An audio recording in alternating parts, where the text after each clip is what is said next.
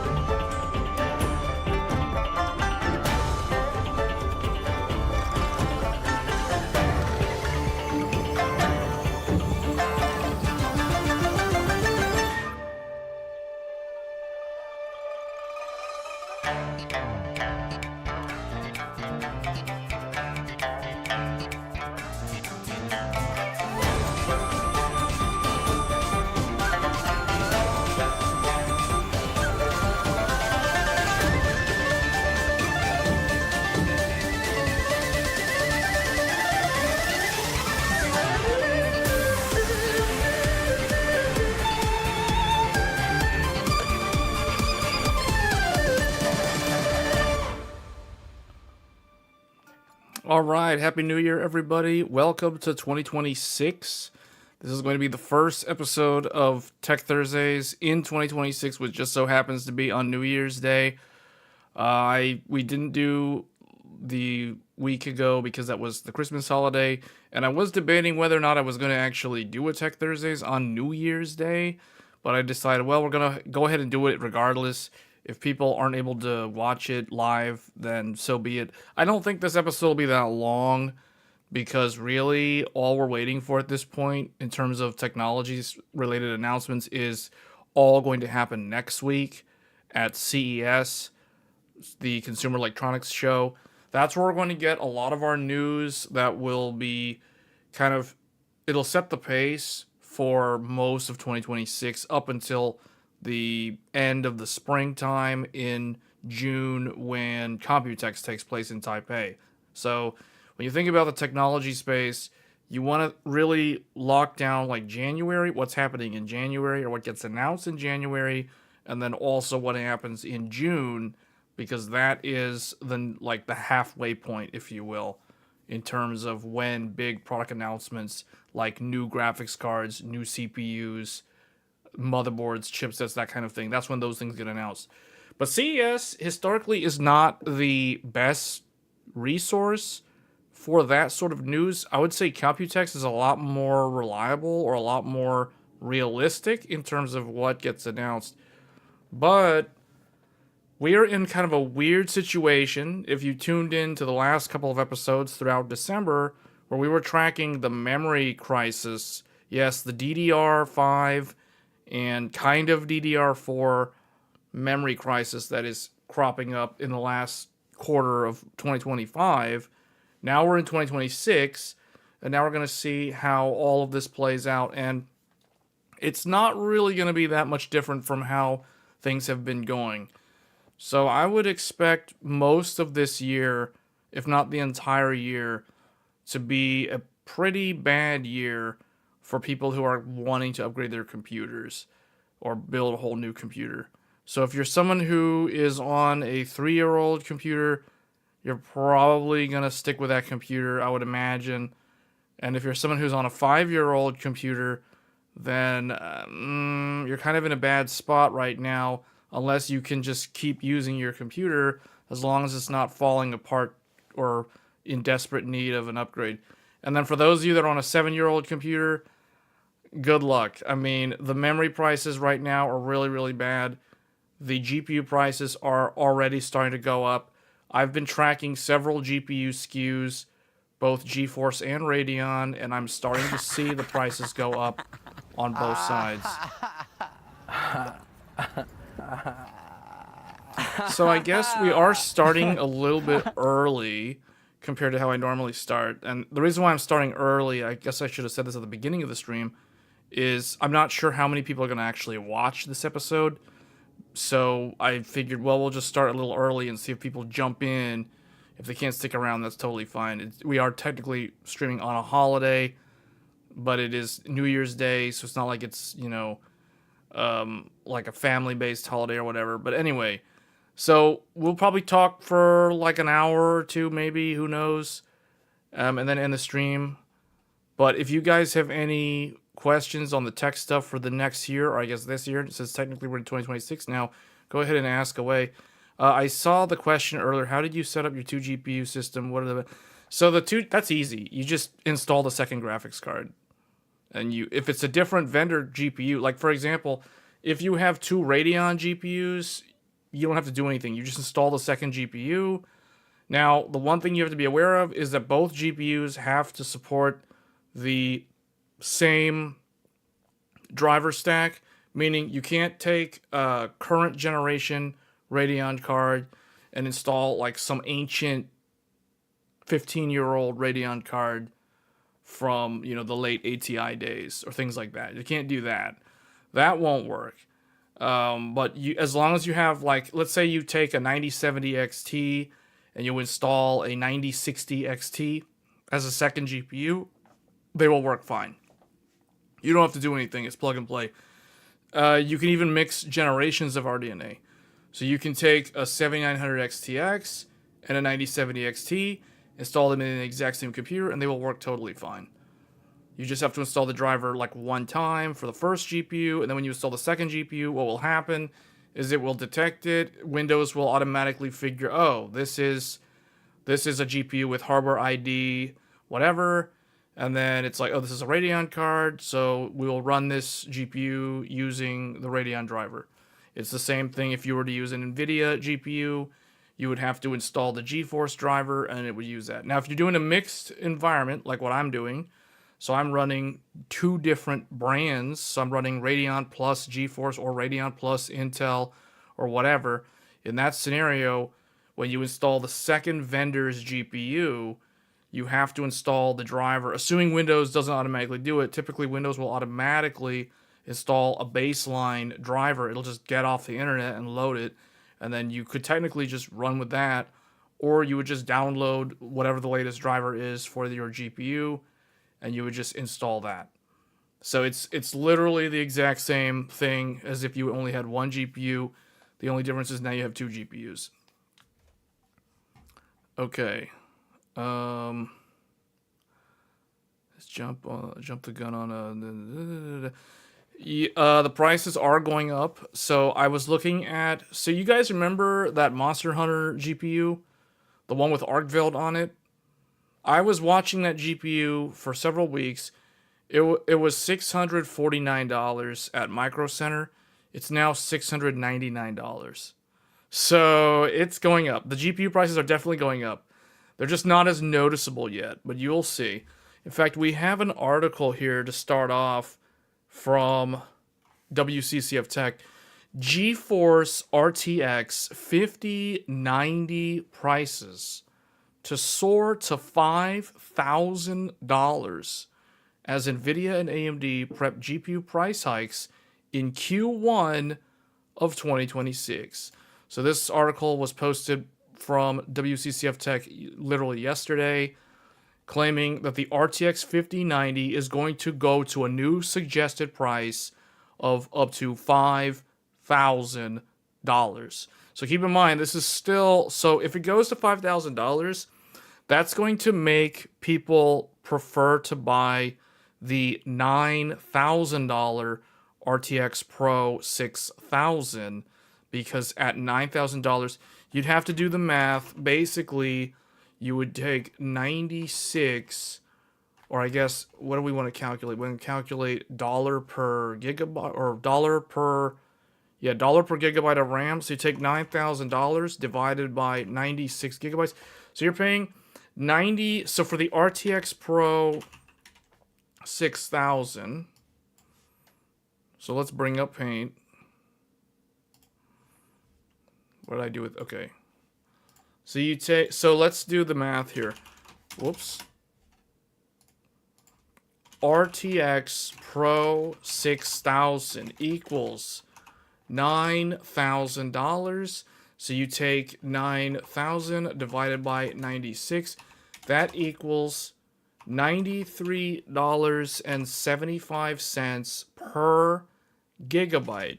Now, with RTX 5090 at $5,000, so look at this, check this out. RTX 5090 equals $5,000 for the new 2026 price, assuming this will probably creep up slowly to that price throughout this year. So you take that 5,000 divided by 32 gigabytes of VRAM, you're paying $156.25 per gigabyte of VRAM. VRAM is the king. No one cares about the shader count. Well, shader count does matter, but VRAM matters way, way more at the ultra high end. So this is why we use the VRAM. This is gigabytes, 96 gigabytes of VRAM versus 32 gigabytes of VRAM to compute the dollar per gigabyte cost. At $5,000, the 5090 is a worse value than the superior RTX Pro 6000. Not only is it slower, the RTX Pro 6000 is faster in gaming, first of all, by a large margin. So it's like, this is basically the RTX 5090 Ti. To name this, it has other names that no one knows these other names, but RTX Titan is another name of this GPU that no one really uses anymore. And the other name is RTX 5090 Ti. That is the other name for this graphics card. But NVIDIA doesn't want you to know that. So we're going to go ahead and put this in NVIDIA green.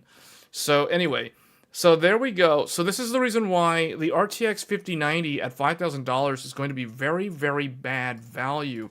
In fact, let's look at the MSRP of $2,000. What is that going to be? 2,000. If I can type correctly, 2,000 divided by 32. So you take that, you do $2,000 divided by 32 gigabytes. That equals $62.50. So this is the reason why the 5090 at its MSRP is better value than the 5090 Ti, because you're paying like 33, you're paying like 1/3 less money, or 2/3 of the amount of money you would have to spend per gigabyte on an RTX Pro 6000. So this is the reason why the 5090 at $2,000 is actually a really good deal to the AI crowd. However, they need more than one. So they would need to buy like 4 of them for it to actually make sense. But, 4 times 2,000 equals $8,000. So 4 5090s is still less money than one RTX Pro 6000, but it's offering a pool of 128 gigabytes of VRAM. So that's the reason why this is kind of, Yeah, this graphics card is going to disappear real soon. Or it's going to become very expensive. In the worst case scenario, both come true, and it not only does it disappear and become hard to find, but it also becomes incredibly expensive because of our favorite group of people. The two groups of people. Number one, you have the scalpers will all come out of the woodwork, although it is harder for scalpers to purchase multiple 5090s on credit in the hopes to try to flip them on eBay or the local reselling market or the secondary market versus what they were doing with like PlayStation 5s and RTX 3080s back in the pandemic. The other group is everyone's favorite, what used to be called the crypto bros. Now you have the AI professionals. So the AI professionals bros, or AI bros, or whatever you want to call them, they're the other group that has deep pockets, lots and lots of money. Some of them got their money through crypto, but these guys have a lot of money. They're ready to spend on multiple purchases, large bulk orders of graphics cards. The average gamer doesn't stand a chance against AI professionals because they just don't have money compared to, I think Linus did a funny video. I love the skits in the recent Linus videos, especially the ones that feature Riley. The dude is hilarious, especially in the ads.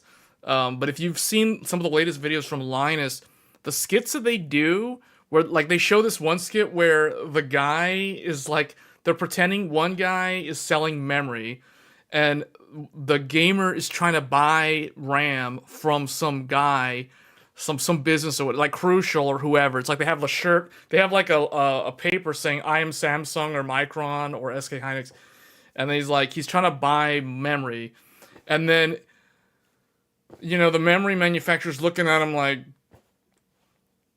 you're poor or something, like get out of my face, and then some random AI professional walks in, has like a huge suitcase full of cash, just opens it up, and the Micron looks at it and is like, yeah, man, here you go. hands the memory over. The same thing is going to happen with the GPUs throughout the course of this coming year, or this year, now that we are in this year. So that's why you bought two R9700s for MSRP. Yeah, an R9700, man, that is kind of like a secret sauce GPU. That's the secret GPU. You don't want to go and start talking about that GPU, though. As soon as people find out about that GPU on a wide scale, they're going to start buying that thing up. That thing is just going to, like, vanish forever. That thing's going to just disappear forever. Because that thing is amazing. That GPU is amazing. It's a blower style, but it is amazing for AI. It is amazing for gaming. You get your full Redstone support, FSR4, all that good stuff. That is kind of the secret trick. That's like the secret. You know how you go to a restaurant, some fancy restaurants have the secret menu. Like you open up the menu, they have food items, but they can cook stuff that's not even on the items, like on the actual list. It's called the secret menu. The R9700 is the secret menu GPU. I'll just leave it at that. We're not going to talk about that GPU anymore because I don't want too many people to know about that. But anyway, I wish 5090 price gets up to 5,000. Yeah, it's going to start climbing. It's going to start climbing.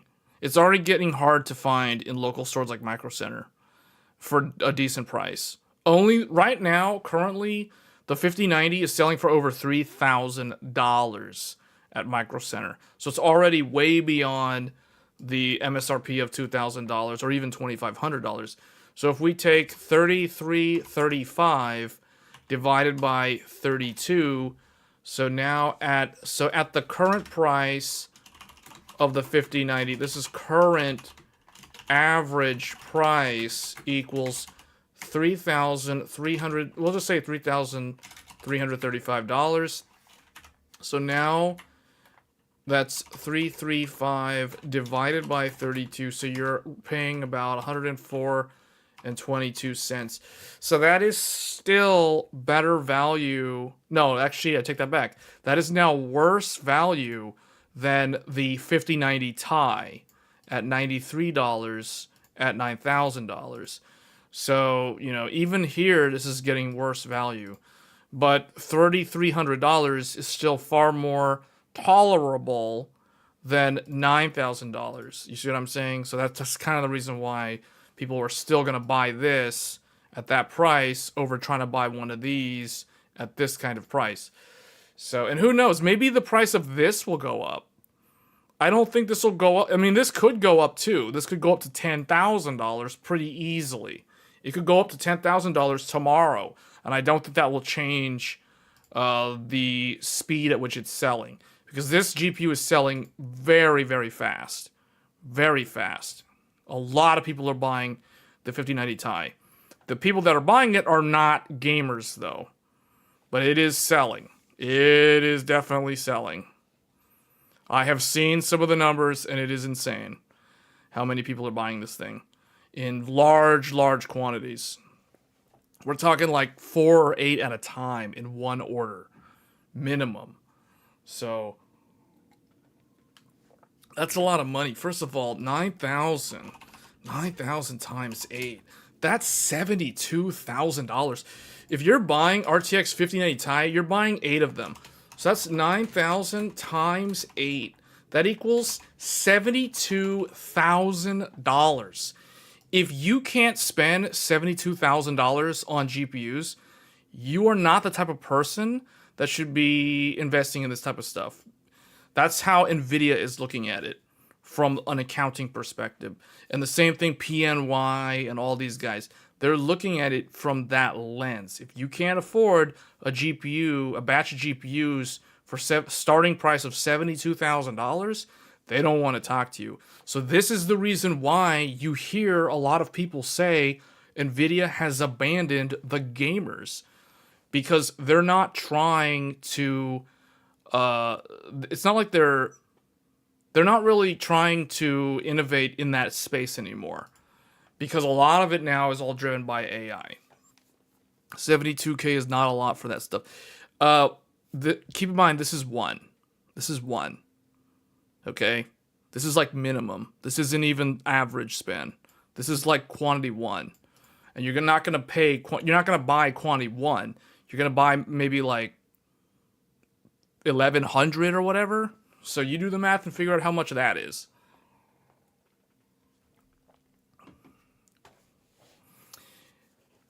So this is the reason why there's talk of things like GeForce Now and cloud gaming as future. As kind of the future for these sort of things for the gaming industry as a whole. Because it's like, well, why should gamers have to spend money like this just so they can play Call of Duty when they can just rent, they could just rent. They could just rent the compute from the cloud. Now, obviously, there's latency, and there's the whole, like, if you're playing a first-person shooter, typically you need really low latency, and the cloud doesn't really provide that optimal experience, at least today, for most people. And a lot of people, based off of where they live, the cloud is not really an option. It's not a feasible option, even if they wanted to do it, just because of they don't have the connectivity speed. So we're not really there yet for cloud gaming on a grand scale, but a lot of mobile gaming is very much cloud focused today. A lot of games like Genshin Impact, Wuthering Waves, Honkai Star Rail, a lot of the gacha games, and I know people that watch this channel aren't super into gacha games, or mobile games, I should say. A lot of mobile gaming is very much server client based, where the server actually handles more and more of the difficult compute aspects. And the phone or the actual client side device is only really there as an interface for input output. And it's not really doing a whole lot under the hood. Now, you look at a lot of different mobile games. A lot of mobile games, older mobile games, are still very much, they run a lot of stuff on the actual phone's hardware.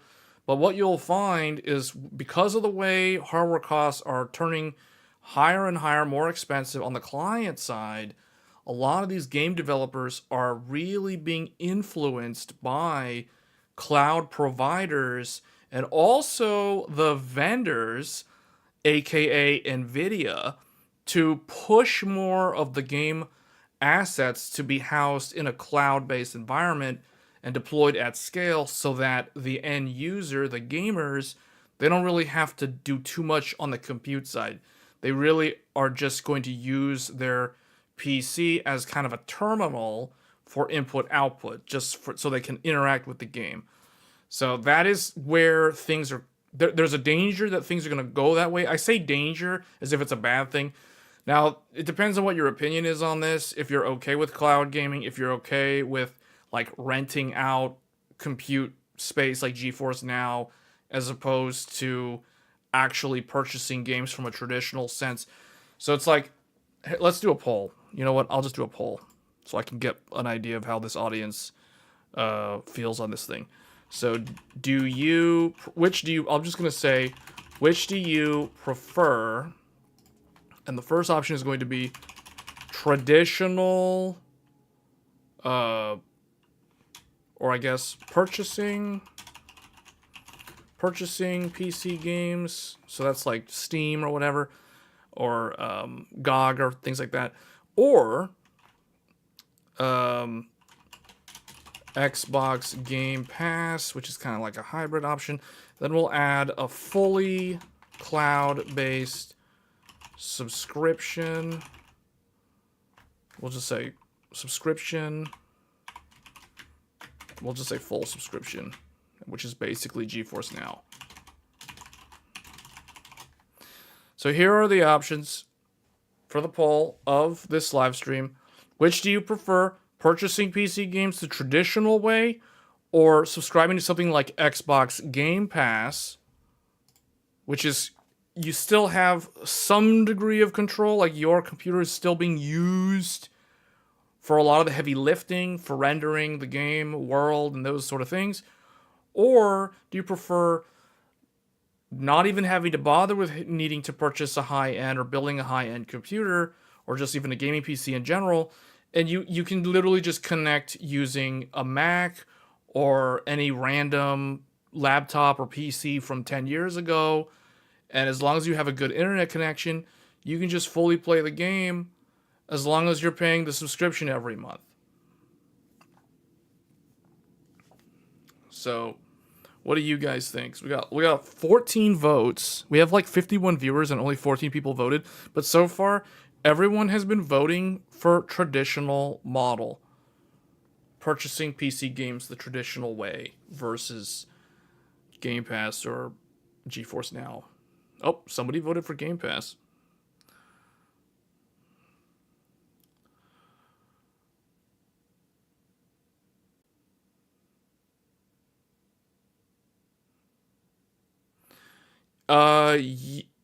Well, the thing about GeForce Now is if you cancel your GeForce Now subscription, you don't have access to those games.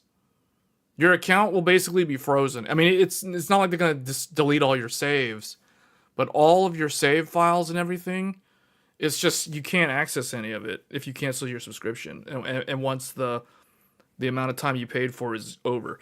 The way I see GeForce Now, if you guys have ever played World of Warcraft and you understand how, well, okay, no, that's more like Xbox Game Pass. So it's the same thing like Game Pass. The only difference is you don't actually have access to any of the actual games. If you're using GeForce Now, you're not actually, like, you don't actually own the games. No, that's not how GeForce Now works.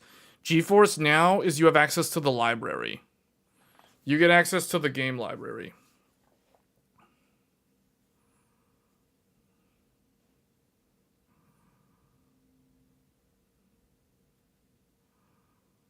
GeForce account is required to own the license.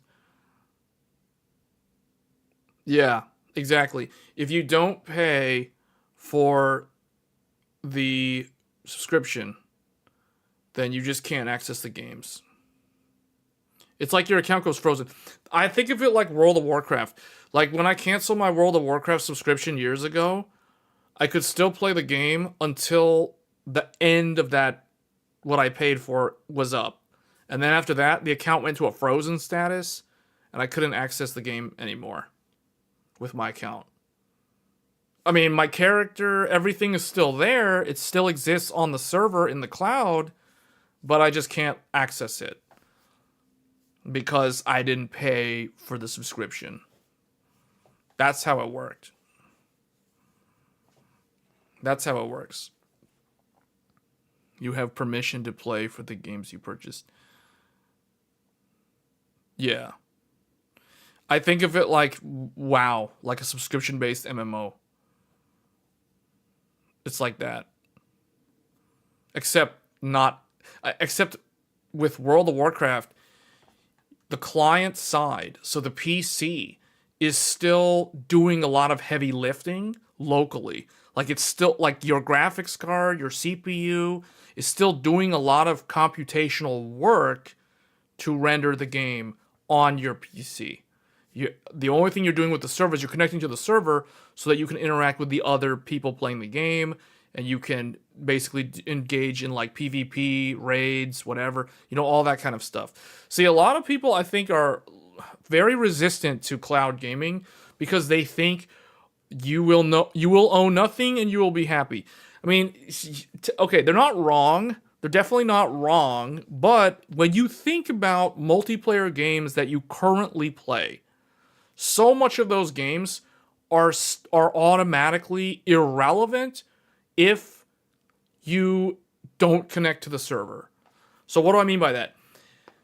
You're not going to be able to play Battlefield 6 or Call of Duty if you can't connect to the server to play with anyone else. So technically, a lot of multiplayer games are already very much cloud focused, and they've been this way for a long time. I mean, what are you gonna do? You're gonna have, like, if you're not gonna play Battlefield online, you're not gonna connect to the servers. What are you gonna do? You're gonna play with someone locally? Is split screen co-op even a thing in 2026 on Battlefield 6? Is that even a thing?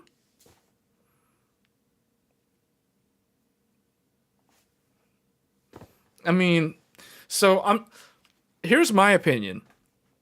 I don't like the idea of GeForce Now. Like, I am not someone who will subscribe to GeForce Now. And I've never subscribed to Xbox Game Pass. Even though sometimes Xbox Game Pass did have games that I was going to buy, and it would have been nice if I could have just, like, not bought them and just played them on Xbox Game Pass.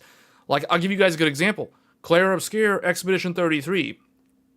That game was a game that I was going to buy no matter what, but when I heard that it was coming to Xbox Game Pass, I was like, man, that would have been pretty nice if I had Xbox Game Pass. But I still ended up buying the game on Steam because I didn't have Xbox Game Pass. So I'm someone who is not really gonna do cloud gaming, like exclusive cloud gaming, like GeForce Now. I don't do that. But I recognize that so much of modern gaming is already cloud focused. It's already so dependent on cloud services that without the cloud, the game would cease to function the way it's supposed to, because it's a multiplayer game. Basically, any multiplayer game is going toward the cloud. And I have learned this because of my interaction with mobile games and gacha games in the past 5 years. Genshin Impact, Honkai Star Rail, these games are so heavily cloud-based that you're barely doing, like, the client side is doing very little, especially on your average mobile game that runs on a smartphone and doesn't even have a PC client. You know what I'm saying? So, cloud gaming can work for single player and multiplayer because the experience playing Star Rail is very much like playing a cloud game, but it still renders stuff locally on the client side. It just doesn't really have to do a whole lot on the client side. And the more they reduce that dependency of having to run things locally on the client's device, aka the home PC, or the phone or the console or whatever, the more you can shift the heavy lifting to the cloud. And now, really, what you're dependent on is going to be the internet speed from server to client and client to server. So the internet speed will become a lot more important to achieve certain latency metrics to provide a one-to-one equivalent experience with the way gaming is today versus how it will be in the future with cloud gaming when it's exclusively cloud. But I think this is something that is going to probably be an inevitable future. And this is something that I don't think gamers can stop, because you think about, what I do is I think about how DVDs and Blu-rays basically have gone away. Yeah, Blu-rays, HD Blu-rays still exist, but most people I know, their movie library is basically on subscription services now. Like through Netflix, Hulu, whatever, all the different streaming services.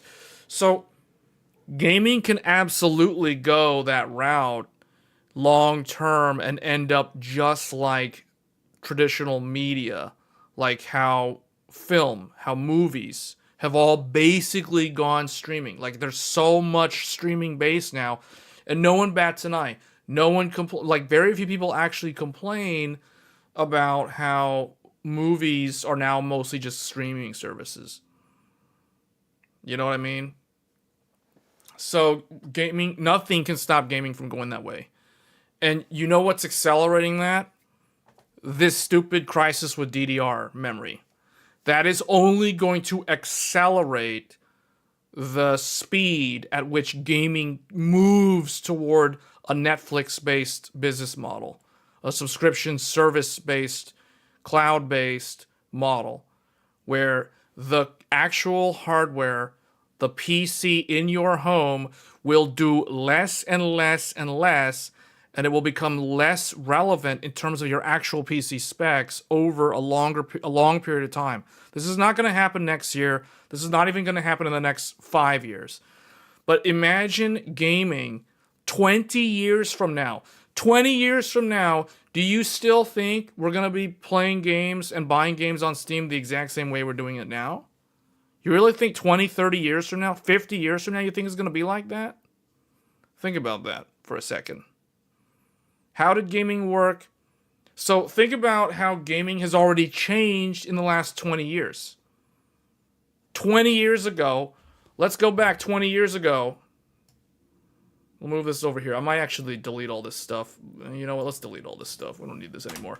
So let's go back 20 years ago. What we are in 2026.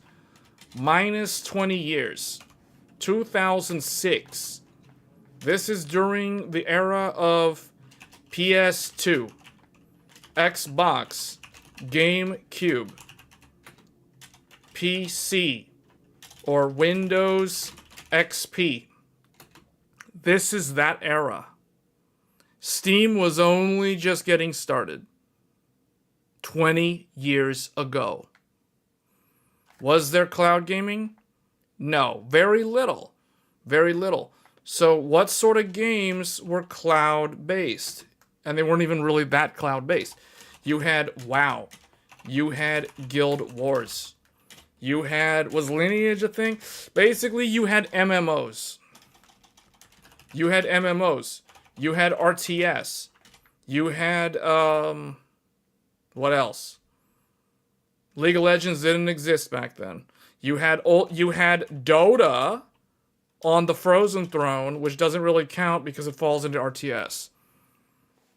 Like StarCraft and those things. This is 2006. This is what existed 20 years ago. 20 years ago.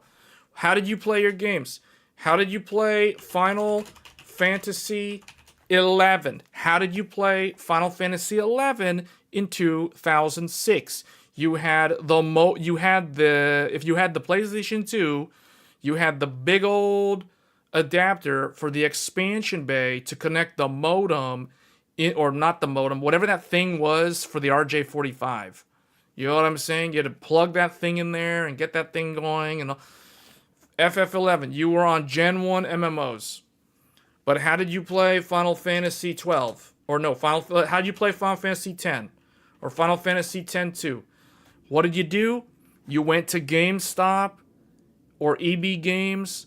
You literally bought the game disc with a full color manual.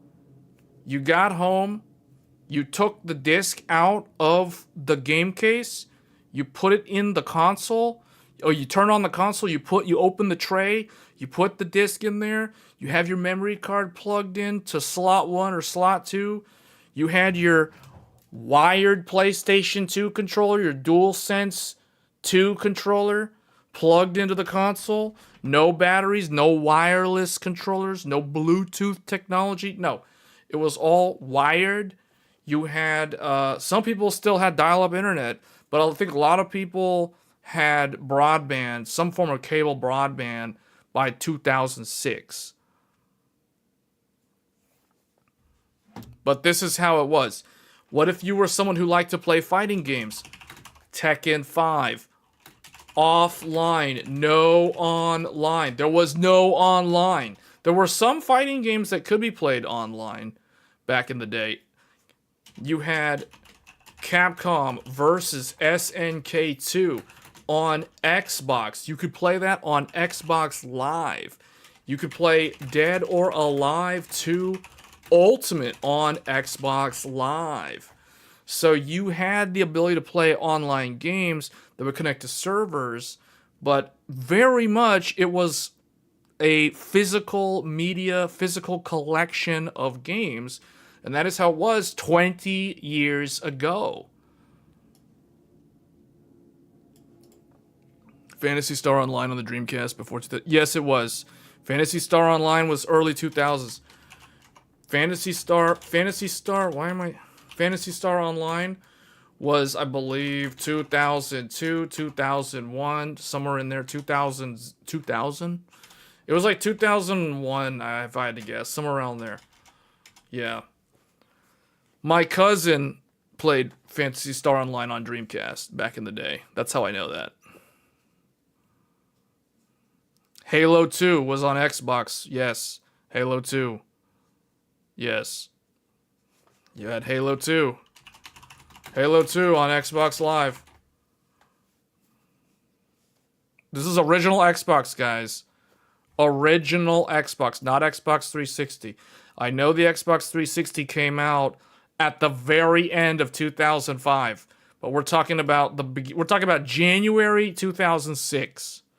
January 2006 was literally still PS2, original Xbox, GameCube, Windows XP if you're on PC, and I'll go ahead and put Dreamcast in there. Dreamcast is technically of that generation. It kind of died off early, but it was still there. It was part of that generation.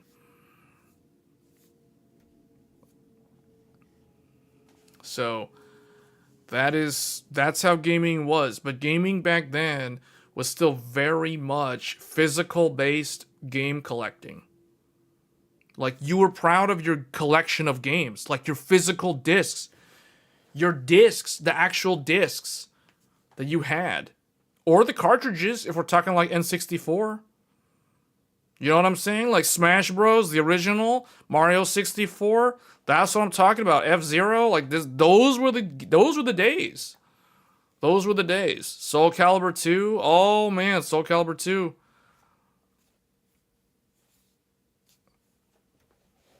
Need for Speed. Yeah, Need for Speed. Underground. I have that on PS2. I still have the disc somewhere. PSP was, PSP was 2005. Yeah, that's right.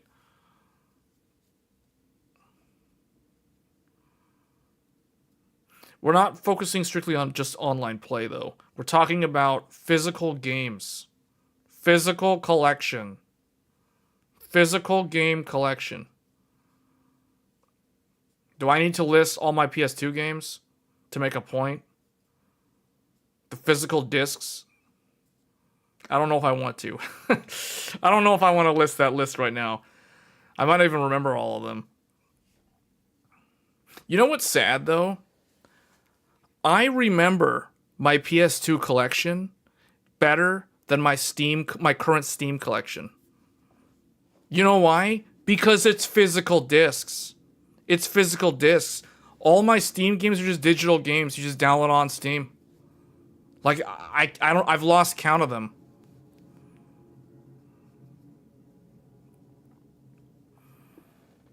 So it's like, hold on, I don't even have. Do I have Steam open right now? Oh, we're not on the right computer for this. This is not the computer that has all the Steam games. But anyway, I think of all the games I had on the PlayStation 2. I had so many games on PlayStation 2. All the discs. I just keep thinking of the discs. The colored manuals, the physical booklets, the little manuals. Some of them had those codes. You know what I'm talking about? Those little codes things. Or they'll tell you like the little, like at the start menu, you input like back, forward, down, up, X, square, whatever, back, and it just like does something. You know what I'm talking about? Like some of those games, like Onimusha Dawn of Dreams had something. Like if you wanted to play co-op with someone else, there was like a special button combo you had to do to activate co-op mode.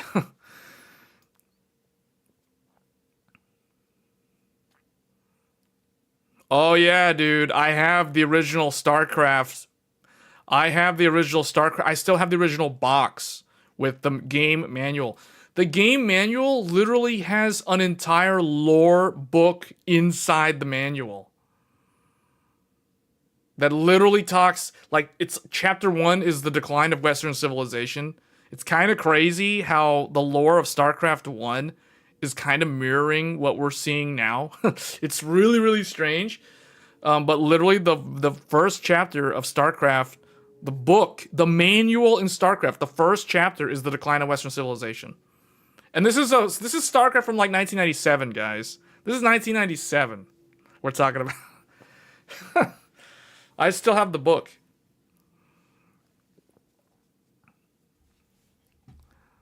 So, all those physical games.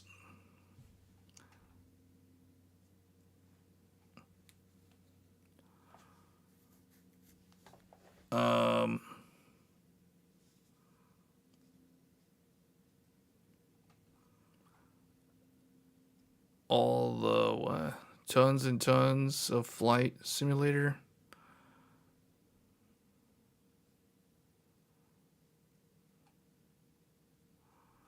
Yeah, but the way that the industry is going, it seems like there's definitely a push for subscription-based business models. Because at the end of the day, subscription models means more, or it equates to more consistent cash flow for game companies.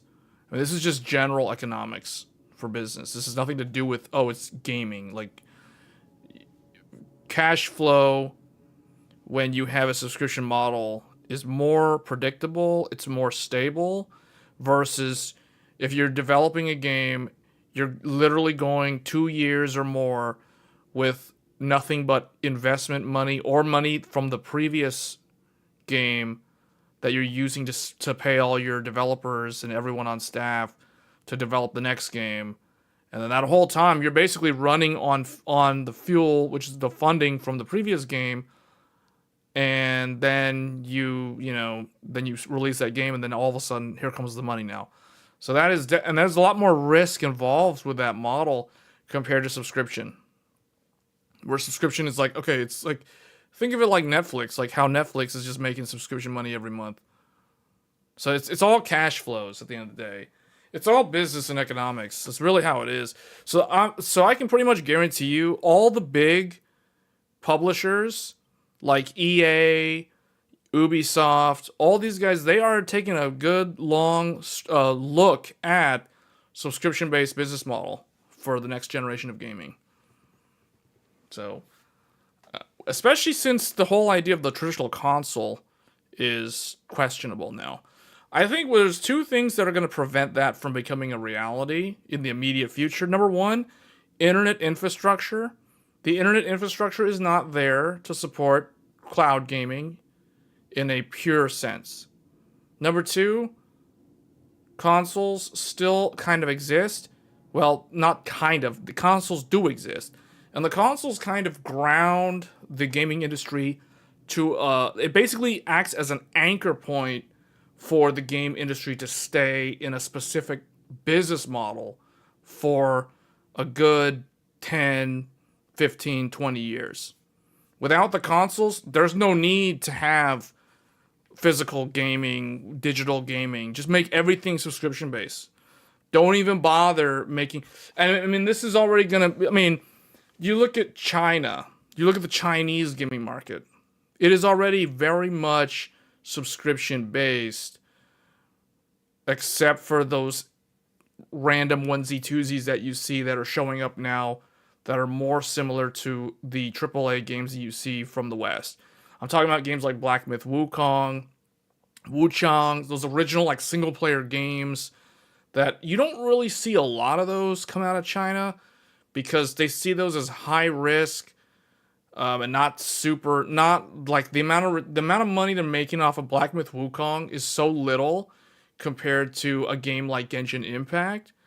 So it's like, why would you even bother doing that type of game when you can just make a subscription-based MMO or a subscription-based gacha game or whatever it is? You know, like Where Winds Meet is a new recent example. Like something along those lines, some free-to-play thing that is cloud, it's heavily cloud-focused, and you know, the risk reward system is, the ratio just doesn't even match up with something like Black Myth Wukong. So that's kind of the way I see it. So the Chinese gaming market is kind of where the rest of the world's gaming market could go. That is one direction it could go in.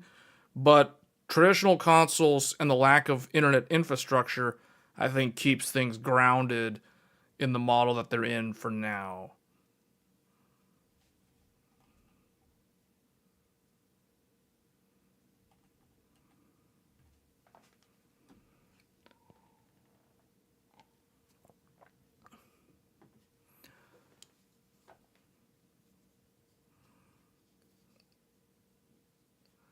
Cloud gaming can be monitored and limited or banned.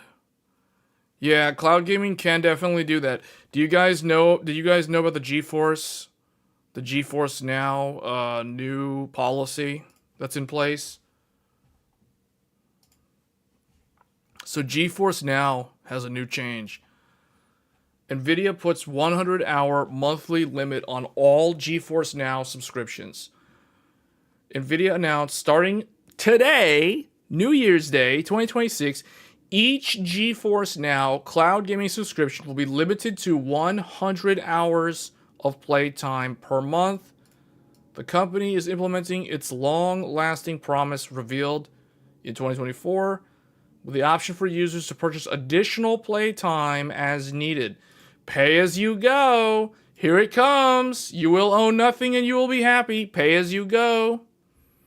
Under the standard performance tier, which costs $10 a month, after 100 hours of playtime is reached, users can buy an extra 15-hour blocks for $3 each. For the ultimate tier, priced at $20 a month, an additional 15-hour block is available for $6 each. Dude, the ultimate tier is literally double the price for literally everything. It's double the price for the 15-hour block. It's double the price for the base monthly charge. Since months are average at about 30 days, any playtime exceeding the 100-hour limit is rounded up, not rounded down, rounded up, because they want you to pay that extra money, potentially leading to extra charge if someone wants more playtime. For instance, playing around 3 hours per day, approximately 91 hours per month, remains within the base fee. But, okay, see, I'm just thinking, like, for me. So I can see a lot of people choosing different sides of this argument Because I can already tell you right now, there's gonna be people that look at this and they're like, this is totally reasonable. There is nothing wrong with Nvidia doing this.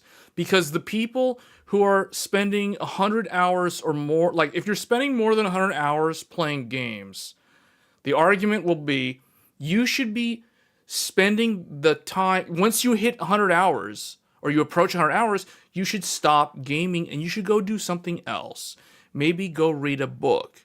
Maybe go outside. Or maybe go study AI technology. Or do something else. You know, like that's kind of the argument in favor of the 100-hour limit. The other argument in favor of this limit is, hey, these GPU servers cost money because of the electricity and potentially the water, the utility charge, the energy charge, natural gas, whatever.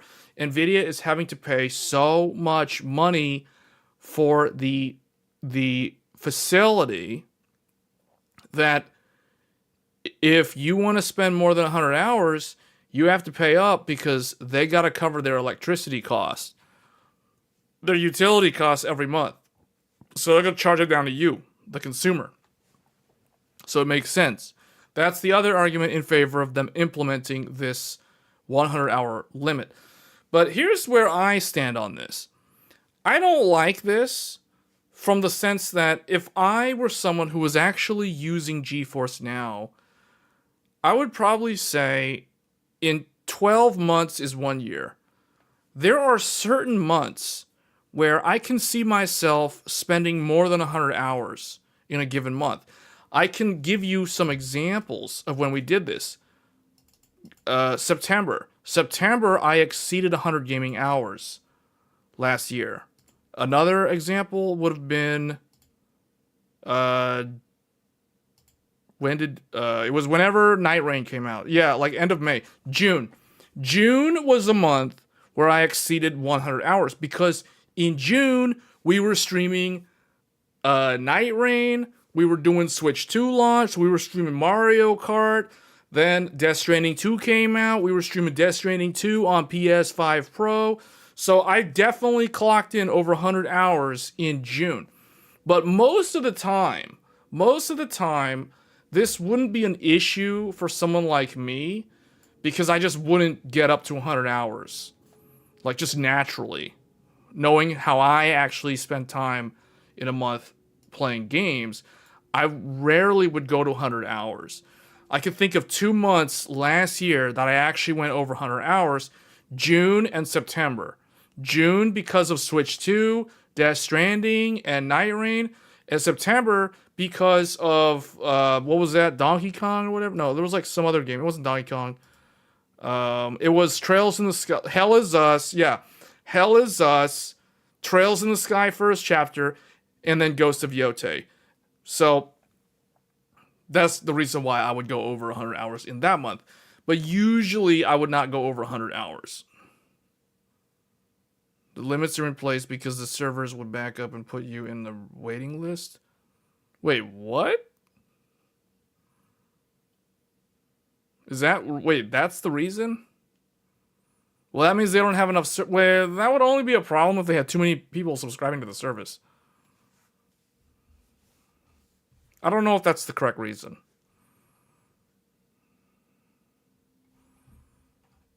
Do they have that many people that are actually paying for GeForce Now?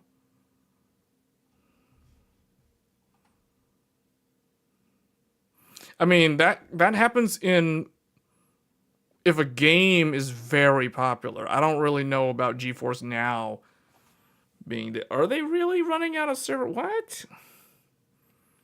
Who is actually paying for GeForce Now? Like, who's using GeForce? I'm not using GeForce Now. Are you guys using GeForce Now?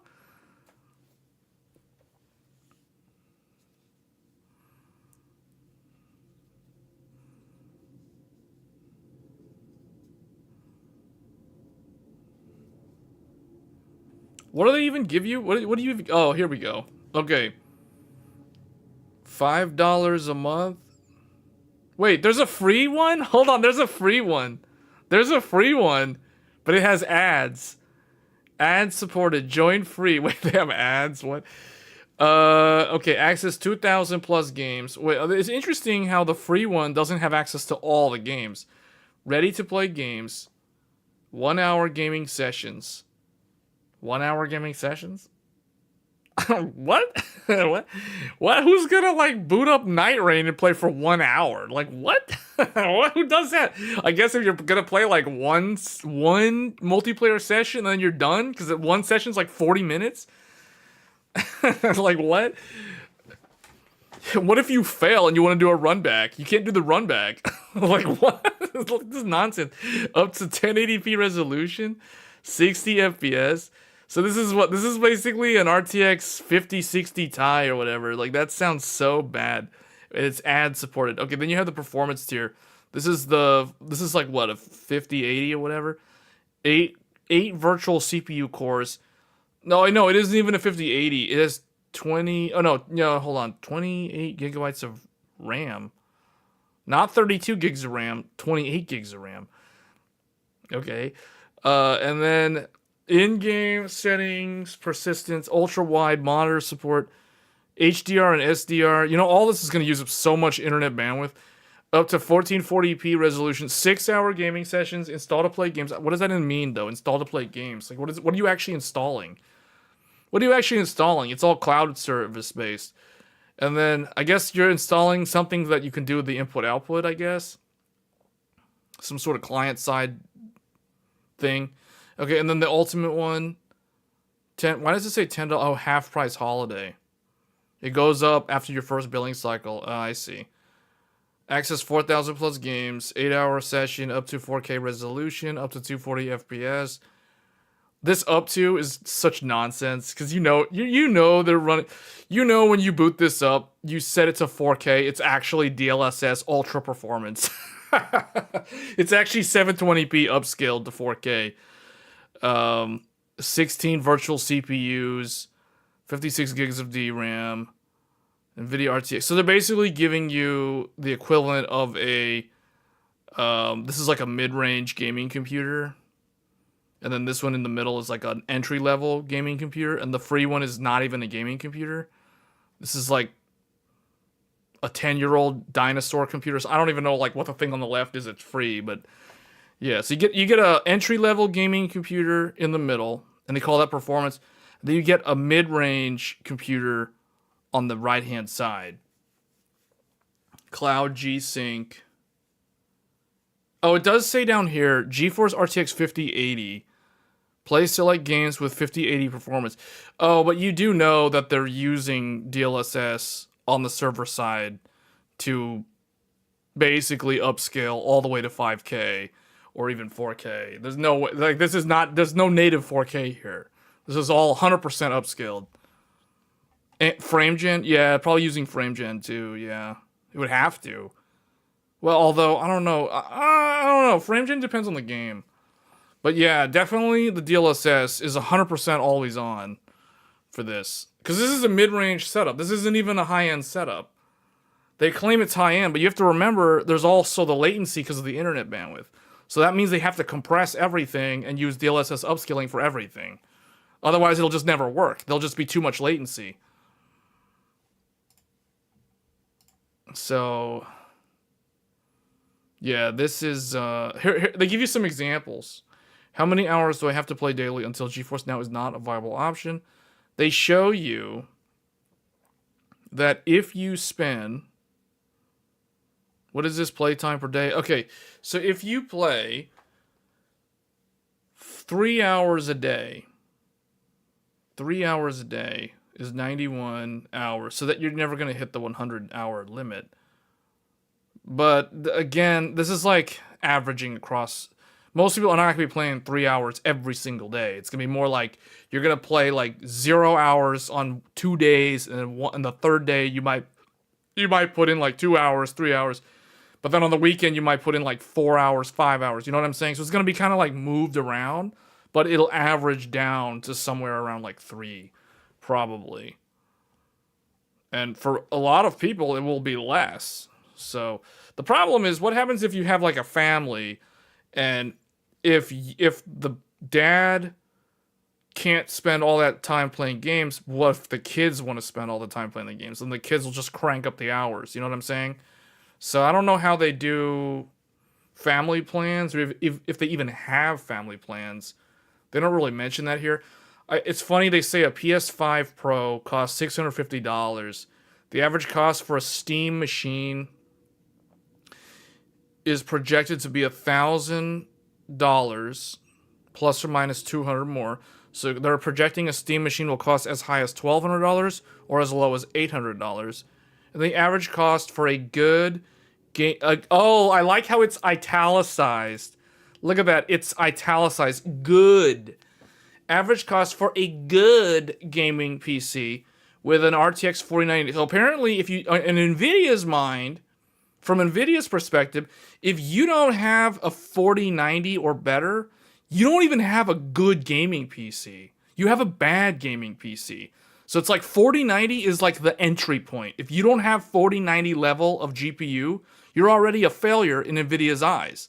Like your PC's already trash compared to GeForce Now. You might as well, if you don't have a 4090 or better, you might as well sign up for GeForce Now today because your PC is utter garbage per NVIDIA, per this chart. So if your PC is not worth like $4,000, $5,000 or more or whatever, then you don't even have a good gaming PC. You have a bad gaming PC, according to NVIDIA. So I mean, that's how they're using their numbers. That's how they're generating all this data. So they're basing it off of RTX 4090. Interesting. You know why they chose 4090? Because 4090 can't do multi-frame gen. That's why. They're like, oh, it's good, but it can't do multi-frame gen, so it's bad. You know, so that's the GeForce way. So yeah, that's pretty terrible. Please don't sign up for this. This sounds so bad. This is the sort of thing, the more people sign up for this, the more they will accelerate the decline of the gaming industry into a subscription-based model for everything, including single-player games. So, oh man. This is not good. This is probably the worst article I've seen. And this isn't even a new article. This was from last week. But the price of it's going up. RTX 5090 is going to go to $5,000 as NVIDIA and AMD prepare GPU price hikes. So they're using the extreme example. The rest of them will also trickle upward. I've already seen the 9070 XT go up about $50 already in the last 2 weeks. The 5070 Ti will soon follow. The 5080 will... I don't know about the 5080. The 5080 is already way overpriced at like $1,400, $1,300. So that one might stay the same, but it's already overpriced as far as I'm concerned. But we're going to see some price increases across the board. Everyone's going to announce price increases, and it's all because of VRAM. It's all because of AI. We already know this. We've been talking about this all throughout December of last year. And it's going to start... Remember what I told you guys? I said GPUs are in the latency phase. Back when SSDs were going up, RAM was already way up, like 500% price increases on RAM. And then SSDs were going up like 70% increases, 100% increases. I said GPUs were going to go up next. They're like the third thing on the list. Because VRAM, anything that has memory is going to go up in price. Cars are going to get more... Well, cars can potentially get more expensive. At least the ones that are going to be built for the 2027 model year. Because of the memory chips inside their nav systems and the radio systems. Yeah, all that stuff. Like the autopilot, whatever. Like the Teslas and things like that. So... the bottom line is all these electronic things that are dependent on something from Micron, SK Hynix, or Samsung are going to become more expensive. So that it is already a mathematical certainty. As the guy who built the Titanic said, the ship will sink. It is a mathematical certainty. The price of GPUs will rise. It is a mathematical certainty. So we are entering 2021 all over again. I said it like a few weeks ago on Tech Thursdays. We are 2026 equals 2021. So expect scalpers to try to get in on this. The AI professionals are just going to keep operating business as usual. They've already locked in their deals. They've already closed their deals with Micron and Samsung and SK Hynix. So those guys are getting the same pricing. But everyone else, the consumers, the partners like G-Skill, Corsair, these guys, they're going to get screwed over. They're going to have to pay bigger prices from the memory cartel so they can get the memory, so they can sell to you in a micro center. And what's going to happen? They're going to raise their price to the micro center. The micro center is going to raise its price to you. That's why you're going to see these higher prices everywhere. That's how it works. So we've already seen this happen with DDR5.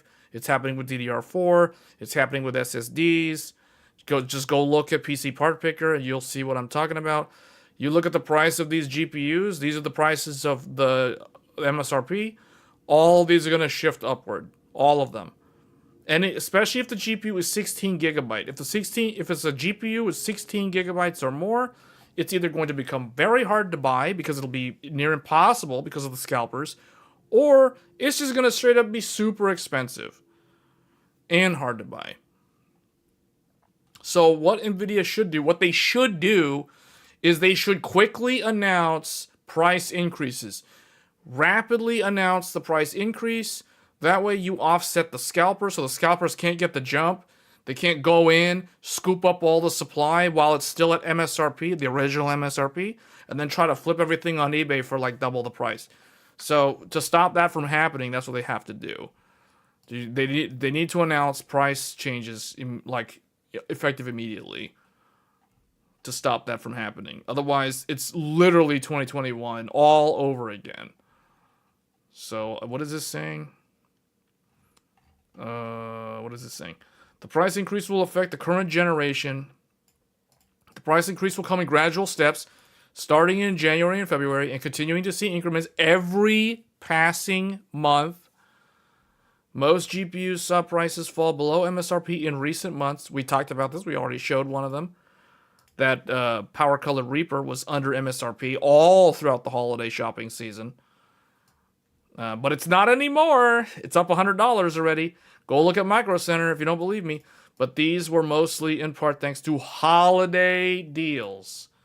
In the coming months, NVIDIA's flagship GPU, the 5090, is expected to see a major price increase soaring up to $5,000 US. The GPU initially launched at $2,000, so that makes it a 2.5x increase over the official MSRP. So if you didn't complete your upgrade last year, which was not the best year to do the upgrade, the best year was actually, well, I shouldn't say that. The best time to upgrade your PC was last summer. Last summer, the prices were really low on GPUs, the prices were really low on SSDs, and most importantly, the prices were really low on DDR5. If you waited until the fall, so you wait until like October, you could still get everything at a good deal except the memory. And then if you waited until November, you could get everything at a good deal except the memory, which is then even more expensive than it was in October, but also the SSD. SSDs started going up in price in November of last year. And then December, they got really stupidly expensive. And they're just going to get more expensive. So SSDs and memory are already a lost cause. They're already way, way expensive, especially memory. And then GPUs are now following as the third item on the list.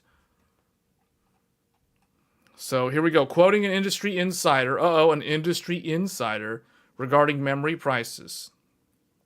It is stated that GPU manufacturing costs have exceeded by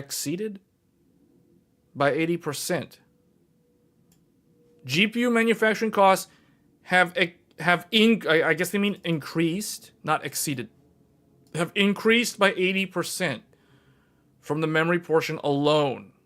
We should also state the recent influx of reports stating that NVIDIA is cutting down the manufacturing of the 5060 Ti and 5070 Ti. They forgot the Ti. They're not cutting the production of 5070. They're cutting the production of 5070 Ti.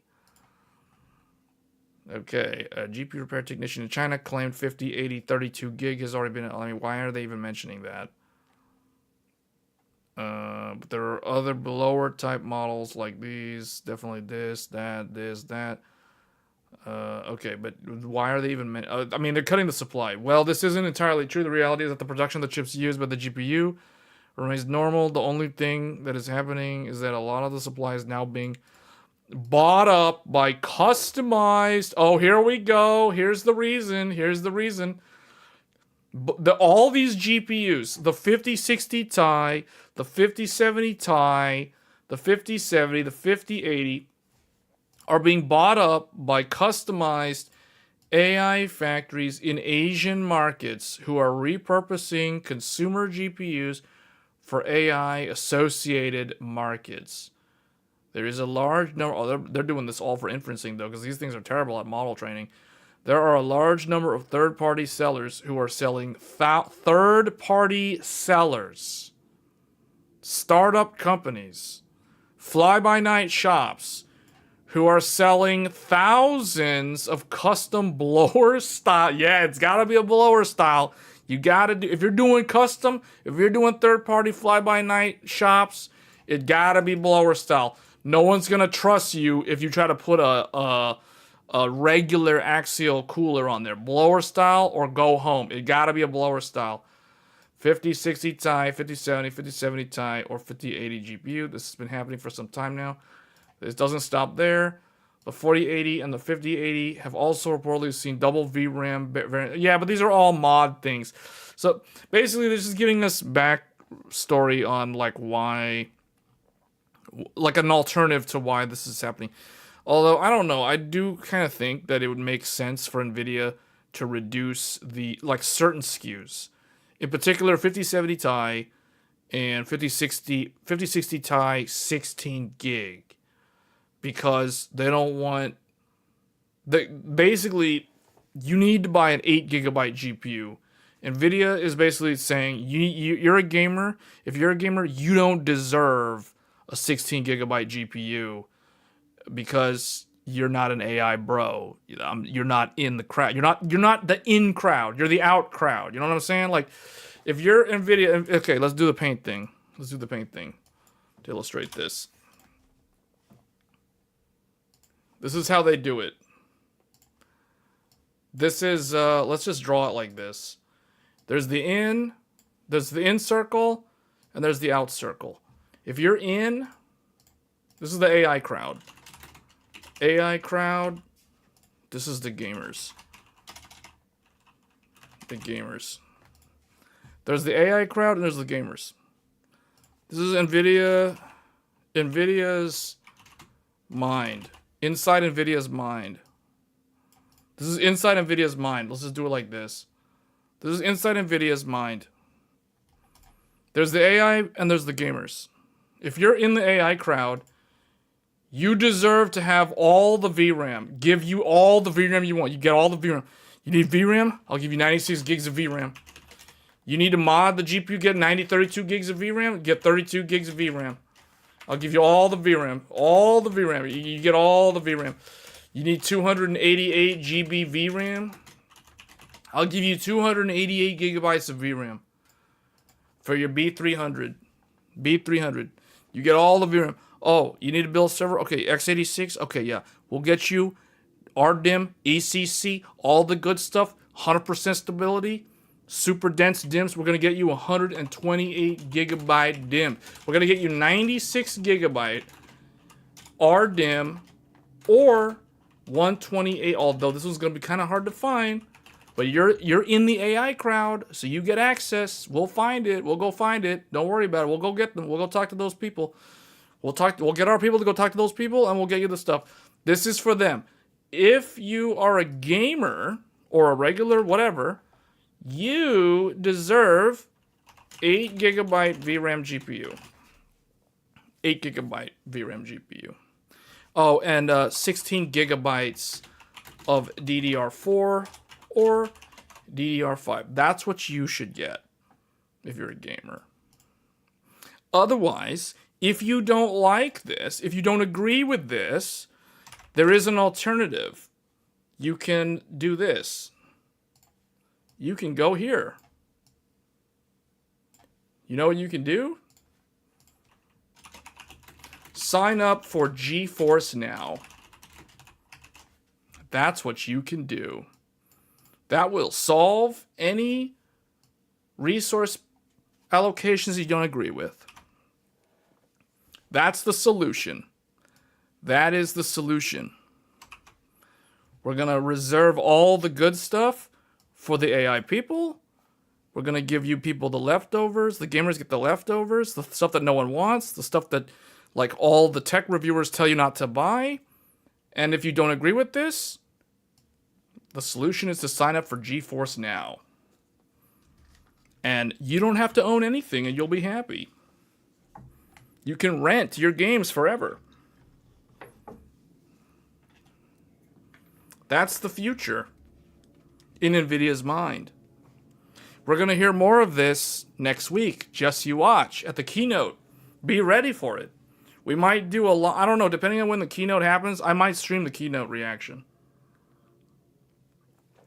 We did it last year. Remember guys, we did the whole RTX 4090 level of performance for $549. Remember that? We were there. We were live when he said it.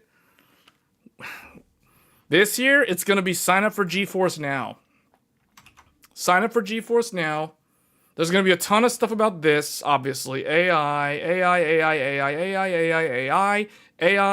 scale up, scale out, scale up, scale up, scale up, scale out, scale out, scale up, AI, scale up, AI, scale up, scale out, scale out, scale up, NVLink, scale up, AI. That's what it is. It's funny how NVLink used to be associated with gaming. Now, NVLink is exclusively associated with AI. You go ask a normal random person, what is their opinion on NVLink? And they'll be like, oh, that's a really cool AI technology, isn't it? That's an AI thing. Yeah. Where did NVLink come from? From AI. It's an AI technology. Yeah. That's what I'm talking about. NVLink, that AI stuff. You go ask the normal person on the street, that's what they'll tell you. Sign up for GeForce Now. If you're a gamer, sign up for GeForce Now. If you're an AI person, we will work with you to get the resources you need. You need VRAM, you need compute, you need chips, you need memory. We will get it. We will go find it for you. The AI person.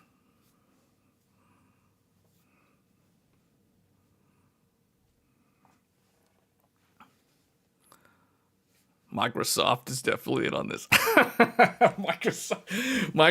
Well, it is funny how NVIDIA has made a lot of the AI stuff work on Windows.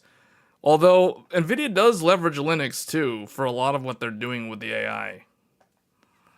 It's funny because NVIDIA knows. It's funny how NVIDIA knows that the people know that they're not super friendly to Linux, but they still heavily use Linux.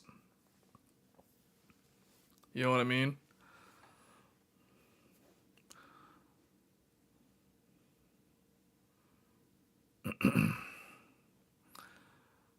Can the GDDR6 VRAM be recycled from our older cards?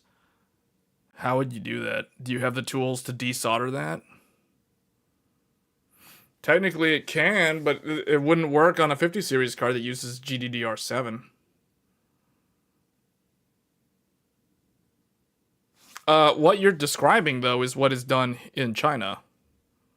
That whole article about the modded GPUs, like this whole operation where they take the GPU and they solder the clamshell sided memory dies on there.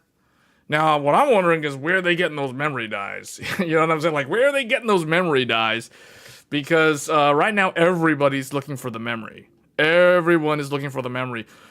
And remember what I said earlier when I was referring to the AI crowd, and they're like, "Well, if you need the memory, we will work with you. We will get you what you need. We will get you what you need." Well, I mean, you go look at this custom secondary market that showed up in China. You need double VRAM? We'll just double the VRAM. We'll work with you. We'll get it. We'll make it happen. I mean, it's that whole mentality, man. It's all happening for AI. AI is in the driver's seat right now. The gamers, they aren't even in the back seat. The gamers are in the trunk. You know what I'm saying? They're like stuck in the trunk. They aren't even in the back seat. It's like AI's driving behind the wheel. It's all automated.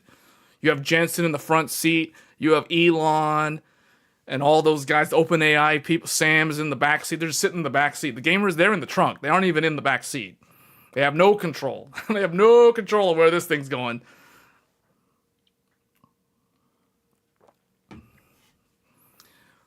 What's the prediction that you think everyone will get wrong in 2026?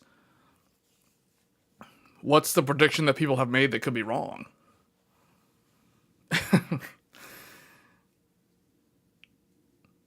Those modded cards are insanely expensive. Yeah, I mean this is I don't know. Like this is the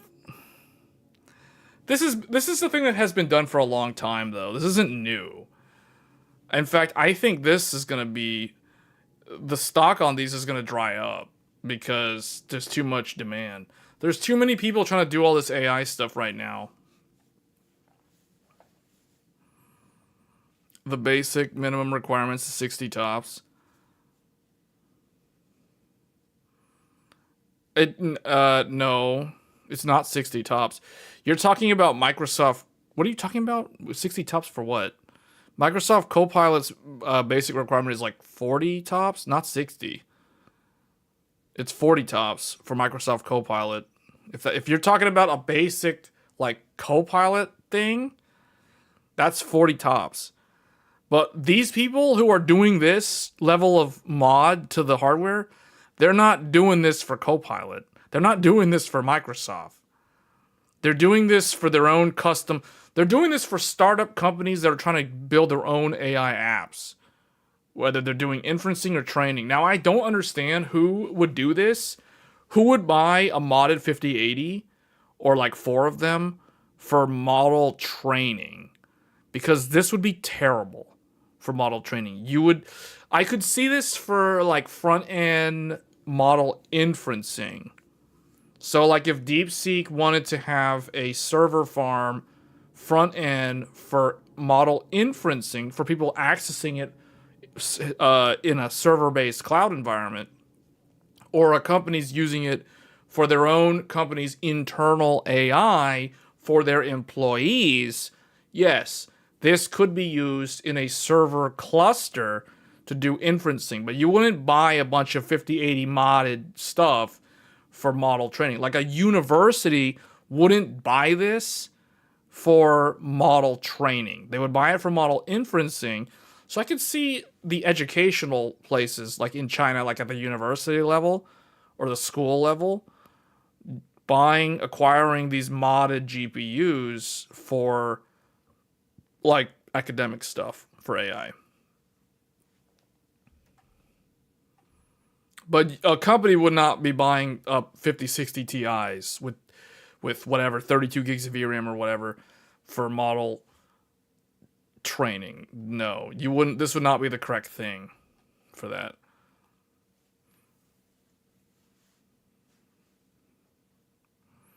It appears sales were low in the US for Black Friday.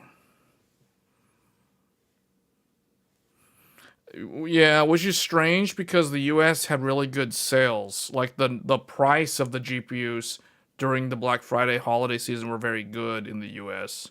They were very low. You could buy 5070 Ti at MSRP, or you could buy a 9070 XT for slightly under MSRP. And those are the only two GPUs that really matter at this point. The other GPUs don't matter. According to NVIDIA, If you need a 16 gigabyte GPU, you should sign up for GeForce Now. Meaning 16 gigabyte GPUs shouldn't be sold to consumers anymore. They should withhold them from consumers. They should only sell 8 gigabyte or 12 gigabyte max.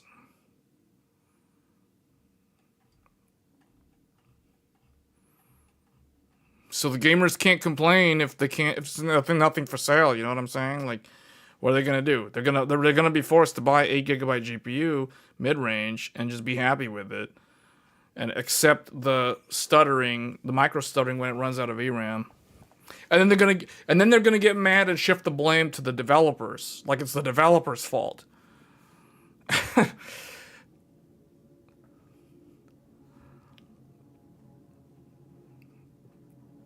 Or everyone's just gonna have to go back to 1080p gaming. There'll be a regression. Everyone's gonna go back to 1080p gaming. No one needs to game at 1440p. If you need to game at 1440p, sign up for GeForce Now. That's the answer. Buy Pro. Do you know how much Pro cards cost compared to normal gamer cards? It's like double the price. Why would somebody do that? So you're basically saying go buy an RTX Pro 6000 for like $9,000? That's not the answer.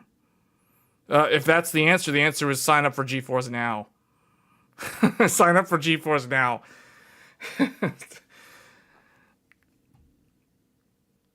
9070 XT, 9070 would be the best bet if you could still find them. I think in the US they're definitely readily available, but they're more expensive than they were last month.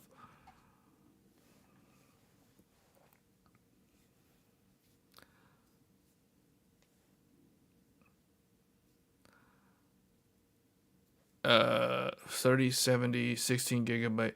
Yeah, but gamers don't want 3070 though. Gamers don't want Ampere. Who wants a Ampere GPU in 2026 as a brand new GPU? Like, that doesn't even have AV1 encoding. You know what I'm saying? Like, and that's assuming you even care about stuff like that. Like, you don't get multi-frame gen. You don't get DLSS 4, like the full one.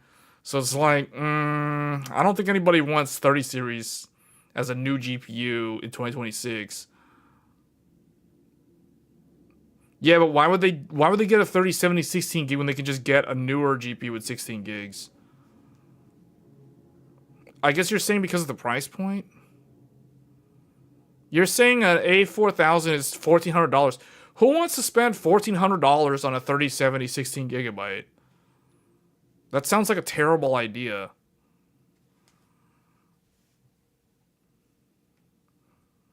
Low-end Linux 9060 or pre-rebar. All of them are rebar. Why would this have to do? 7600 XT is rebar on. Rebar has been a thing since like the pandemic.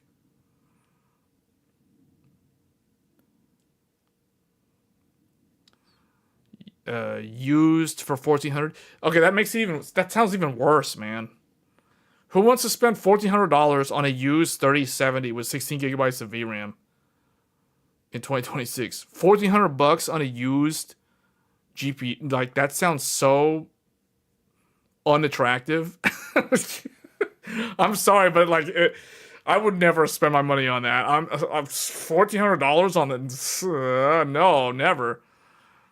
Why would you do that when you can get a R9700 for less money with 32 gigs of VRAM? Oh, but we're not supposed to mention that GPU. Remember, that's like that's the secret GPU. I'll tell you the secret GPU. The secret GPU is called Radeon AI Pro. I have a whole video series. Well, not series, but I have like a couple of videos on this. This is the actual CPU. If I had $1,400 to spend on a GPU, I could literally walk into a Micro Center tomorrow and spend $1,200 on this 32 gigs of VRAM. 32 gigs of VRAM.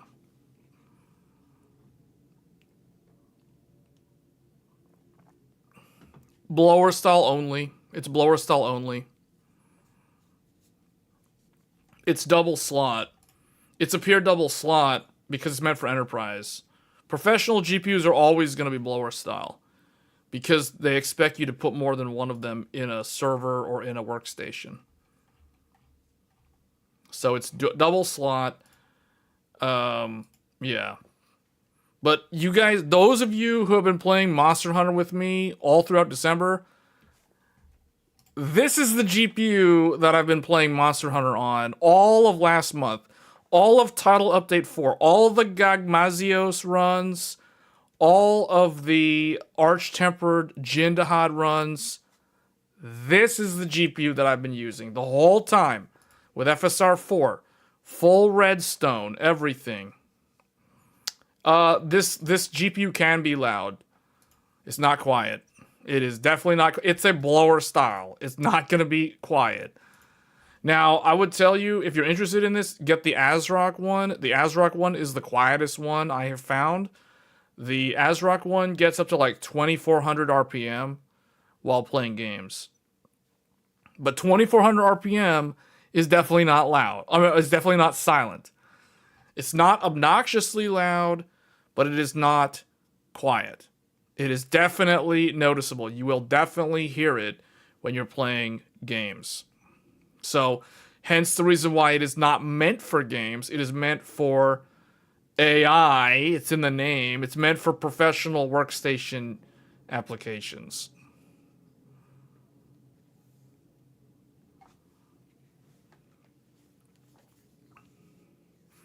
Yeah, I don't think Mike has seen the videos. I actually have two of these.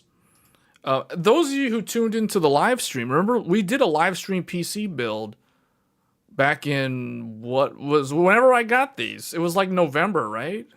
November, October? It was October, I believe. Yeah, I've had these cards since October. And I have them in my Threadripper system. I literally did the build live, guys. If you guys tuned into the live stream, you would have seen me literally building the computer in real time with the chat. Yeah, it was back in October. Exactly. It's a 9070 XT with double the VRAM. That's literally what it is. Same exact TDP. It's 300. Actually, it's like, yeah, 300 watt TDP. It's 300 watt TDP. It's literally the 9070 XT. Here's the pixel rate. Here's the texture rate. Here's all the stuff. 64 compute units. 4096 shader units. 300 watt TDP. Now, the one thing to be aware of, especially you would have seen this if you watched either the live stream build or the unboxing video, it does use the dreaded 12 volt high power cable.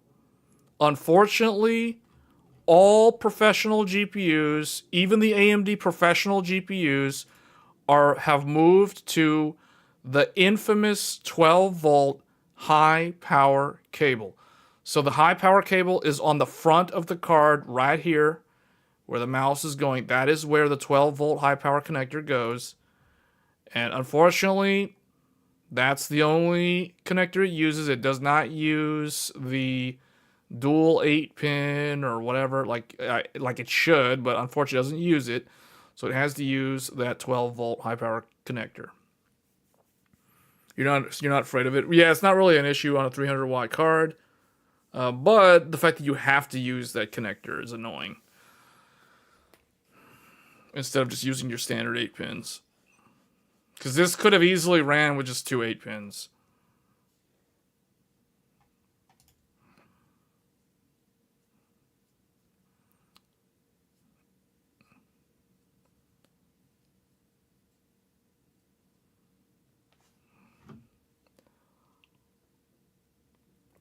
Micro Center still has them.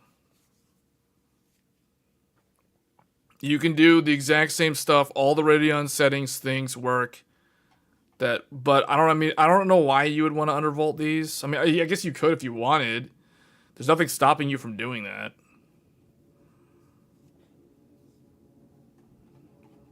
It would have been nice if it was. Well, I don't know. Like, okay, it's funny because it's like this is kind of the secret workaround to bypass the memory problem. I mean, in China, obviously, what they're doing is they're modding those cards, right?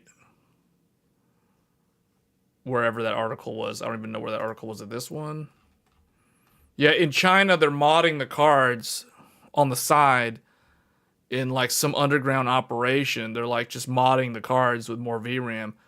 But I guess if you're in the US, you can just go to Micro Center and buy one of these. It's like, well, and now you have 32 gigs of VRAM. You know, like, okay, I'm set.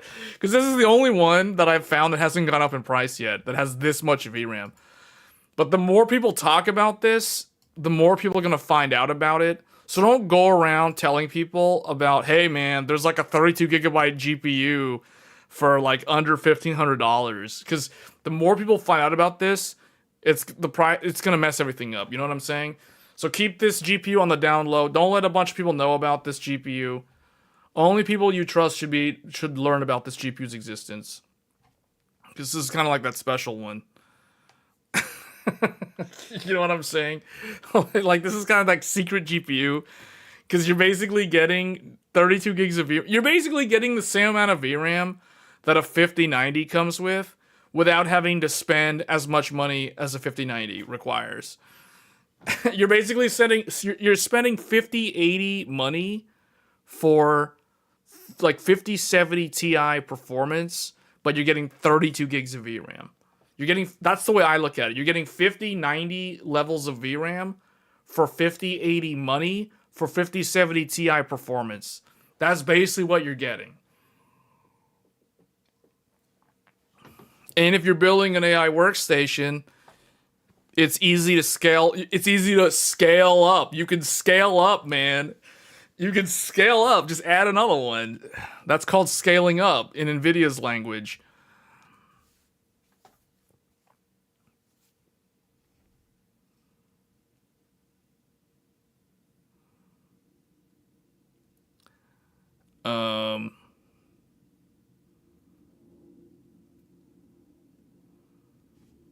Okay. So this is what I've been using since October. And yeah, I'll probably continue to use this. The other card that is pretty decent, I'm trying to think. What was that other card? The one Mike was mentioning, the A4500 or A what is it, like A4000 Ada? But that's kind of old now though. Is there a Blackwell one?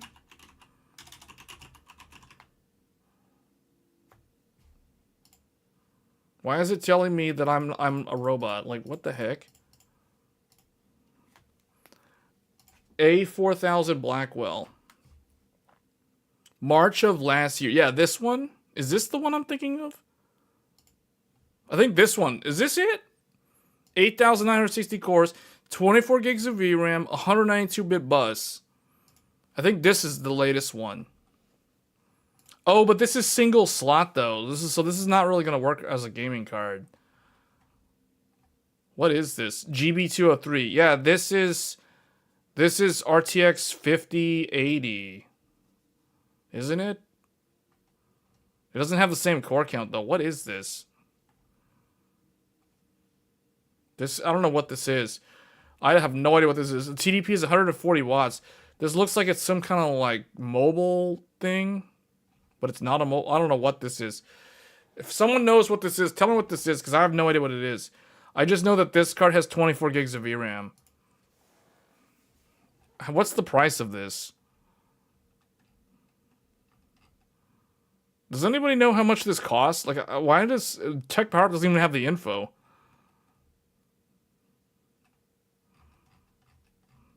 It's a GB203. That means it's an RTX 5080 or a 5070 Ti.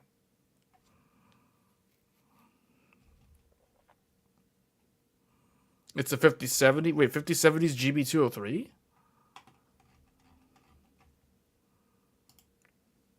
No, it's not. The 5070 is a GB205.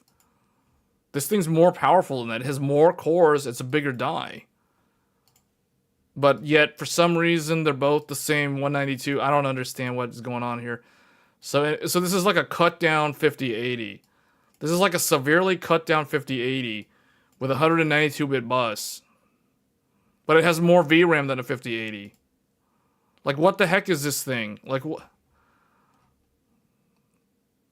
Does anybody know how much this costs? Like, what is the price of this thing? Why do they not have the price listed? It's been out since March of last year. They claim its performance is that of a 4070 Ti.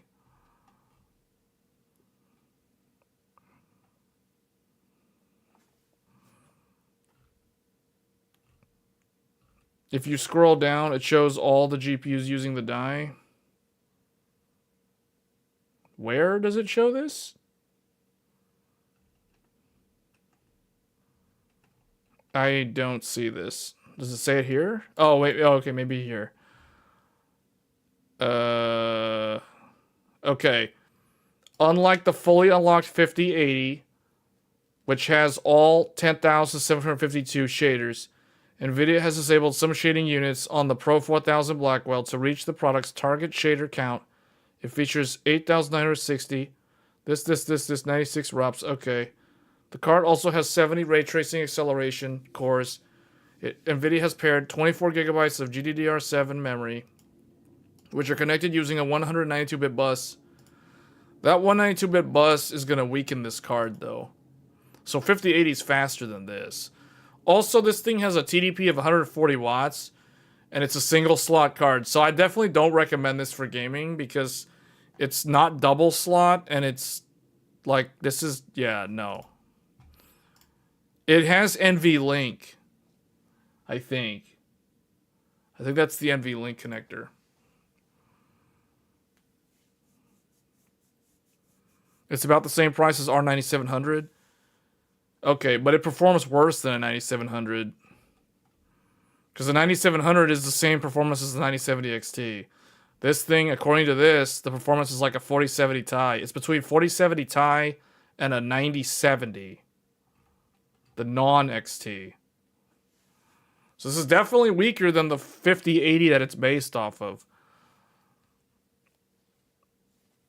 So, yeah, I wouldn't recommend this just because of that. But it is, but what I'm saying is it is another way to get a lot of VRAM, if you consider 24 gigabytes a lot of VRAM, and bypass the whole, like, you will own nothing and you will be happy thing. Okay, so we're going to close this poll because this poll is making it harder for me to see the chat since it's been open for so long. So basically, most of you, 94% of you, out of 67 votes, 94% of you prefer purchasing PC games the traditional way. And 6% of you said Xbox Game Pass. And 0 of you said GeForce Now.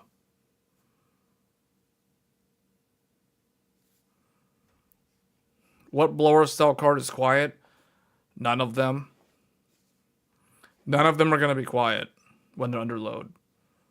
They're not supposed to be because they're pushing the whole point of a blower style card is to keep the temperature low at all costs. So it's going to be loud to keep the temperature down. You can't turn the fan off. You can never turn the fan off on a blower style GPU. You will overheat the GPU. These things are not designed to allow the air to passively cool the GPU. You turn this thing off, you're going to cook your GPU and it's going to die. So that's number one thing that's different about blower style, which I actually prefer because I hate 0 RPM mode on GPUs. The thing I love about blower styles, there is no such thing as 0 RPM. The fan always spins. As soon as you turn the computer on, the fan spins and it never shuts off. That is a sign of actual professional grade equipment, not some gamer thing that is not designed to last forever. Go ask anybody who did crypto mining 5 or 6 years ago how many times they had to swap fans on an axial cooler GPU versus using a blower style. The blower style, they ran that thing 24/7 for like 3 or 4, 5, 6 years, and they never had to swap the fan because the blower style radial fan is so much more reliable in terms of how long it will last compared to the gamer axial fan, which is definitely not designed to live as long as a blower style fan. You guys do realize that the blower style fans are similar to what you have in a laptop fan. And on top of that, the really big ones, the ones like the one on well, not this, on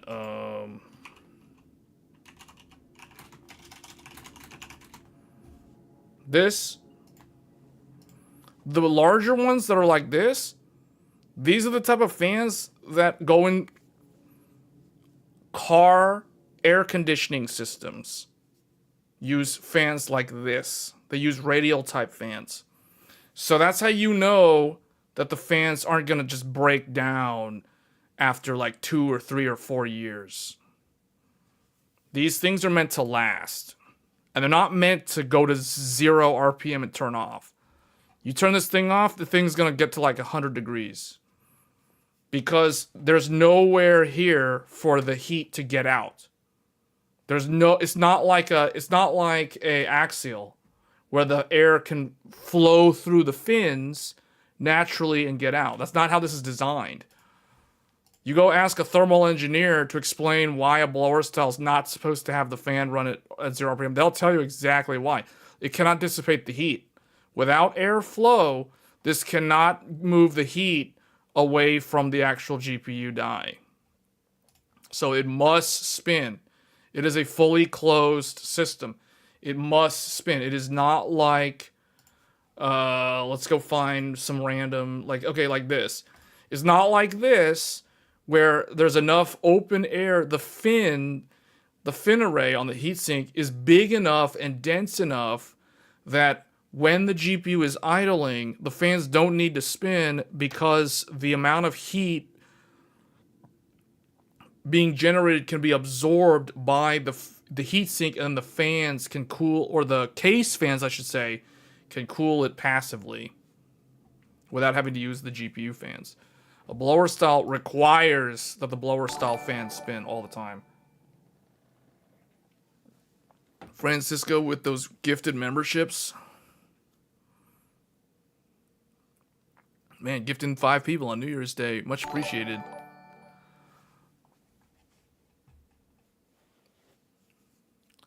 Are you using the AI Pro right now? I'm not using it right now. It's in the Threadripper system. We're not using the Threadripper system for this. You guys can't hear it. So, you want to go hear it? Go listen to my live stream from last week, the gaming live streams. You'll never hear it because it's not loud enough for the microphone to pick it up. But you can hear it in the room while playing a game. If you're not playing a game, you're not going to hear it. It's not going to be any louder than the case fans. So, but if you're someone who is a stickler for noise, like I am, I would not recommend this for gaming. If you're someone who wants your computer to be quiet while gaming, do not buy this. You will not be satisfied. I'm setting the correct expectations now. This is meant for professional work use. This is not meant to be used for a silent gaming PC. But it's not terrible though. I will say that. It's not like it's so loud that it's going to annoy you to no end. You know what I'm saying? However, I will say the XFX one is pretty loud. The ASRock one is the quietest one that I've tested because ASRock went and put PTM 7950 on theirs. I don't know if the others are doing that. I'm pretty sure ASRock is the only one because ASRock stated on the box that they're using PTM 7950. In fact, if you go back and watch the live stream build that I did featuring this GPU, I even show on the box, I even read it while I was unboxing it during the live stream, that they're using PTM 7950 on their AI Pro R9700s. And I have noticed that the ASRock one is quieter. With the auto fan profile, the ASRock R9700 does run quieter than the XFX one. Sapphire did a bad job. Do you have the Sapphire one? The only person I know that has the Sapphire one is Wendell from Level 1 Techs. He has 2 of the Sapphire one. Did I open the XFX card? No. You mean like disassemble it? No, and I'm not going to disassemble it. You don't think Sapphire did a good job, period, this generation? You don't like the 2 HDMI ports?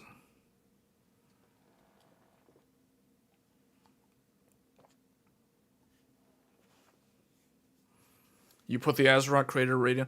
Well, I'll tell you this, HDZ. If you want your computer to be quiet while gaming, even though the ASRock Creator uses PTM 7950, I would not consider it quiet while gaming. So just keep that in mind. You will hear it while playing games. So if you're wearing headphones, it might not be an issue, but I think you'll still hear it with the headphones. If you listen for it, you'll hear it. Now, like when I was playing Monster Hunter last week, I mean, we were doing like a 5-hour live stream, almost 6-hour live stream, one of those evenings. And I was using this GPU all 6 hours, 5 hours, whatever. And it wasn't loud enough to annoy me while I was playing games. And it also depends on the type of game you play. I'll give you an example. When I was streaming Final Fantasy 14 Dawn Trail, this GPU doesn't get loud enough for me to notice it while playing that game, like an older game. But when I'm playing Monster Hunter, you guys know Monster Hunter is so demanding. It's so hard to run. Yeah, I can hear this GPU even with my headphones on, with the computer on the floor under the desk. That's how loud it gets. I can still hear it through my headphones while playing games. But because I'm paying attention to the chat, I'm interacting with the audience, I'm playing the game, I'm focused on the game, I'm hearing the game audio. So I'm not really listening for the fan noise, but I can still hear the fan noise. If I listen for it, I can hear it. So I'll tell you guys, it's about as loud as a PS4. If you guys remember PS4 Pro while gaming, that console could get pretty loud. It's about as loud as a PS4 or PS4 Pro while under full load. That's about as loud as it gets. The ASRock variant. You have the XFX, just got it installed yesterday. The fan doesn't bother me. But your PC isn't in a bedroom. It's in a family room. Oh, okay. Then yeah. Yeah, it's interesting. For those of you that are using it in like a large living space, like a living room, yeah, it's probably not going to be a problem.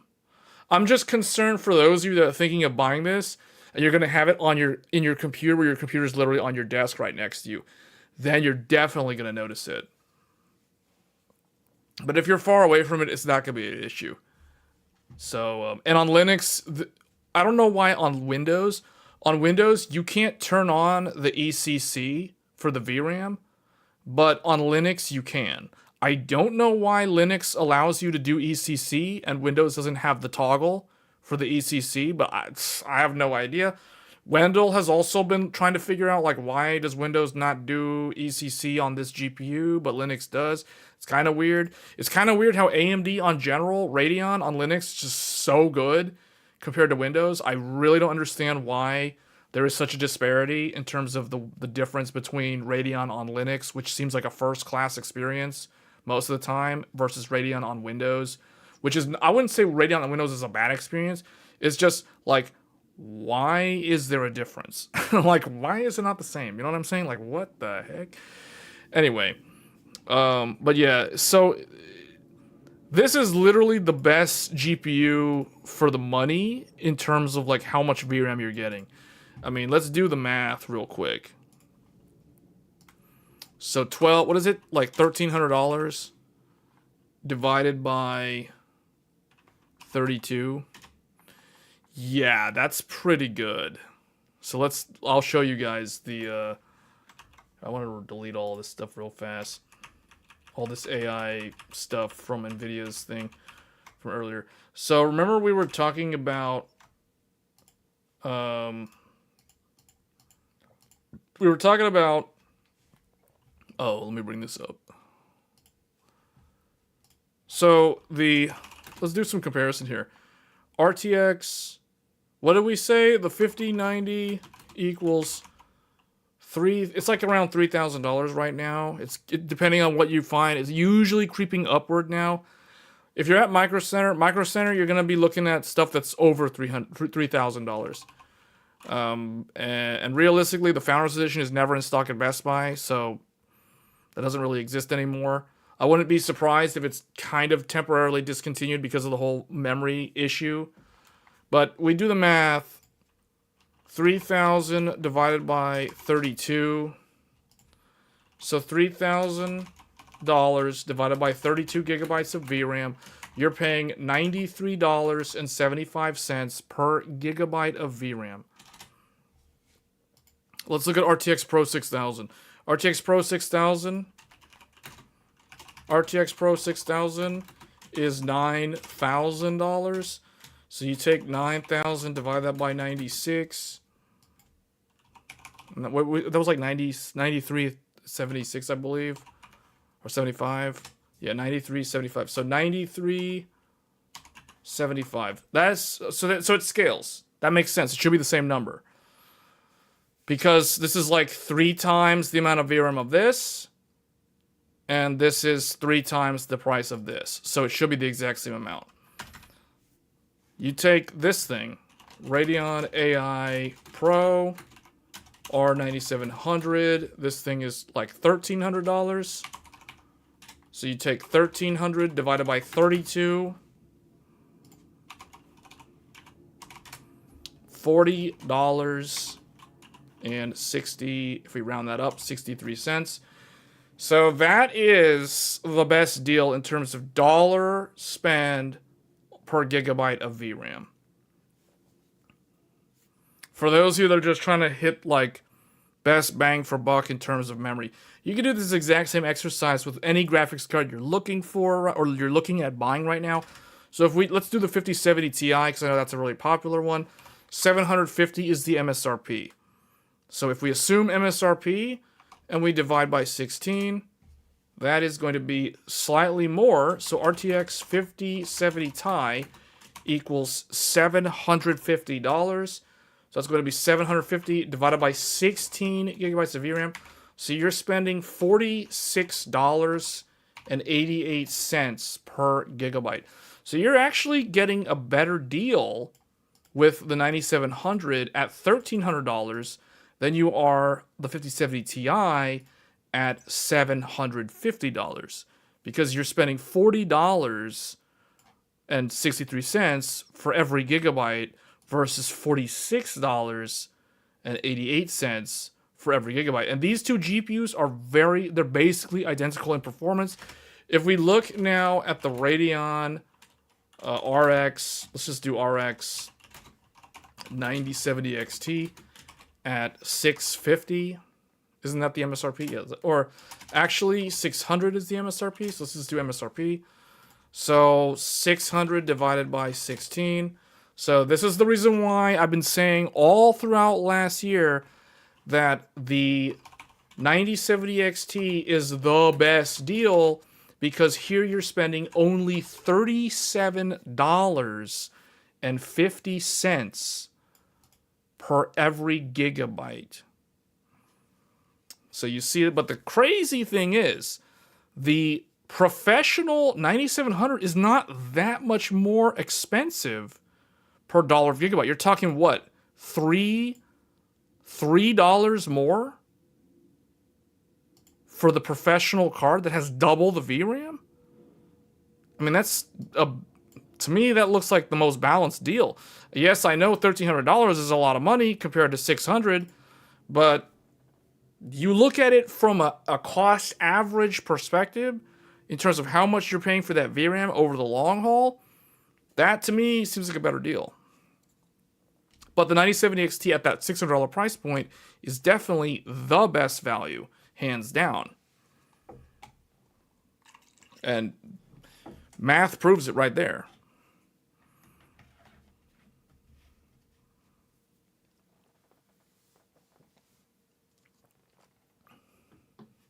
Yes, it is noisier. You're correct.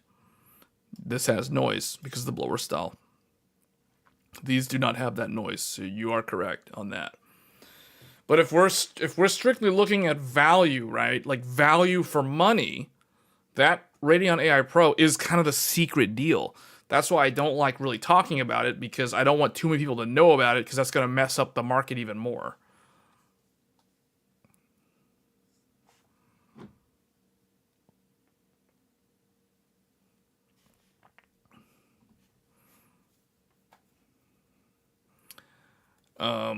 Okay, so the average is from Jason PC Builder. What card? I don't know, but an average of lowest retail price over 900. Oh, you're talking about 5090. That's 5090. Yeah, that's the 5090 price range from last year. Okay, well, I guess that's pretty much it. I think, was that the main thing? Was that the only thing I wanted to talk about? What else did I have on here?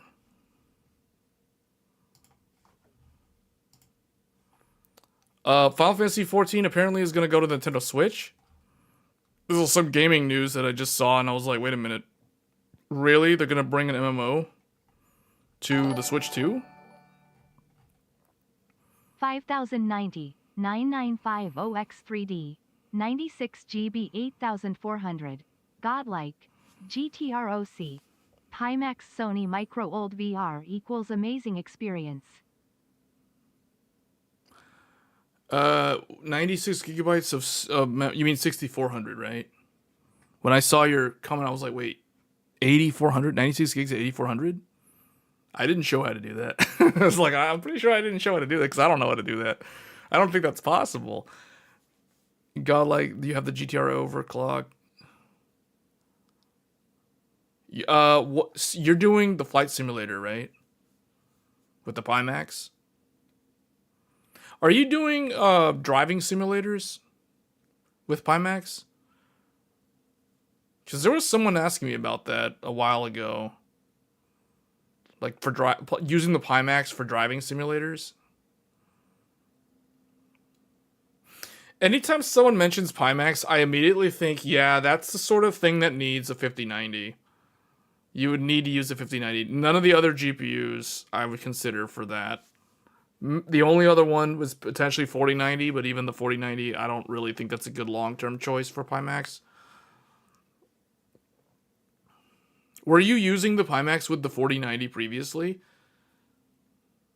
And if so, how, like, what was there, going to the 5090, was there noticeable improvement for VR? Oh, the 4090 does fine for the Crystal?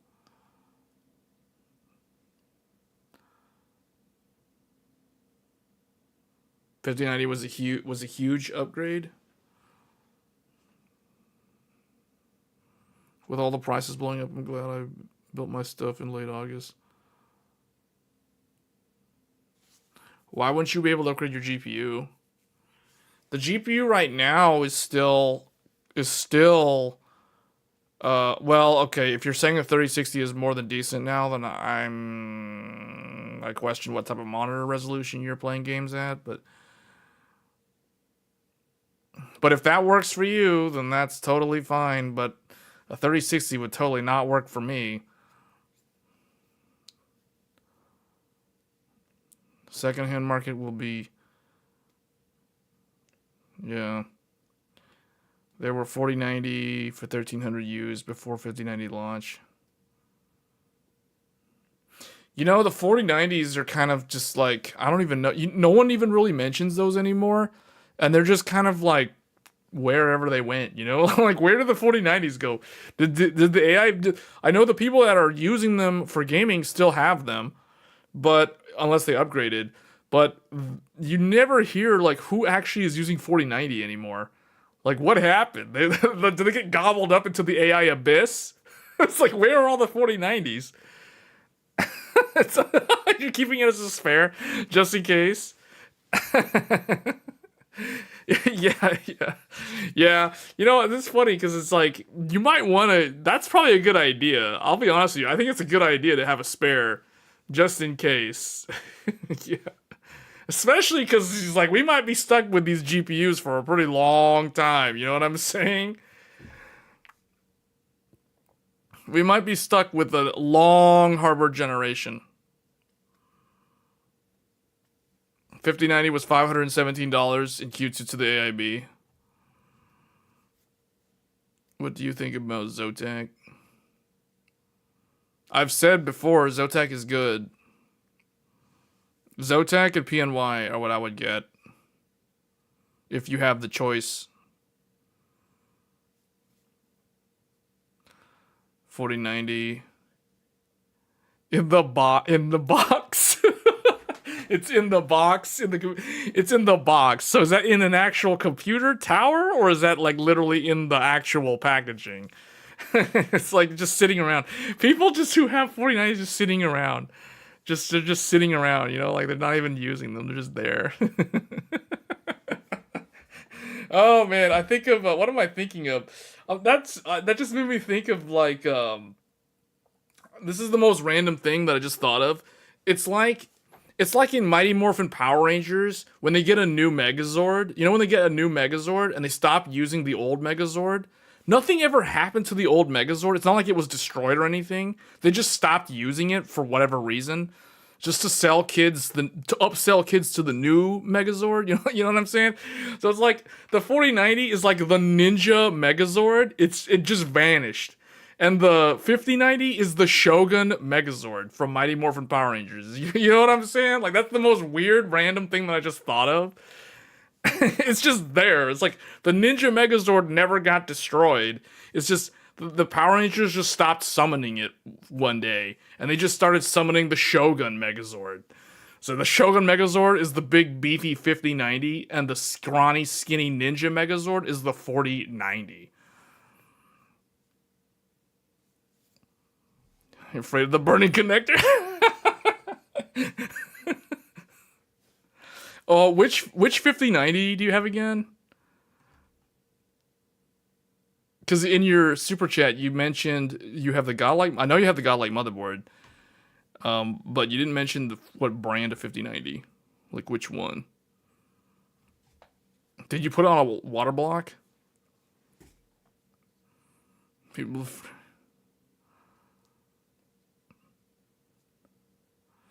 Yeah, but see, all this stuff, the fact that people are having to go to those kind, the PNY. Oh yeah. Is yours the one, is it the one like the one that I showed on the channel, or which had no RGB, or is it the one with the RGB? I mean, it's the only difference is one has RGB and the other one doesn't. I forgot what they call it. They call the one with no RGB the Stealth. It's like RTX 5090 Stealth Edition. You have the RGB one, so that means you have the what do they call that one? The XLR or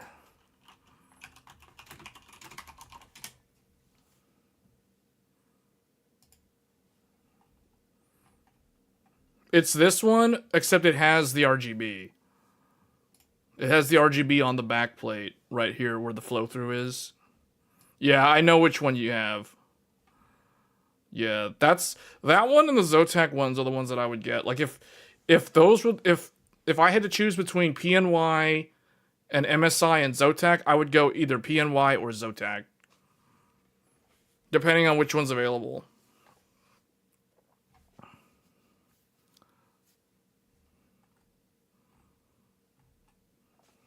XLR was no, what was it called? I thought it was called XLR on this one.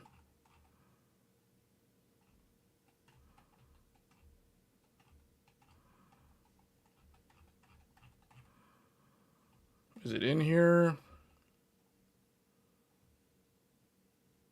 ARGB. Well, oh, Epic X. Yeah, this one. It's got the 3 fingers. I like that it has the 3 fingers. See, this one in the Zotac have the 3 fingers.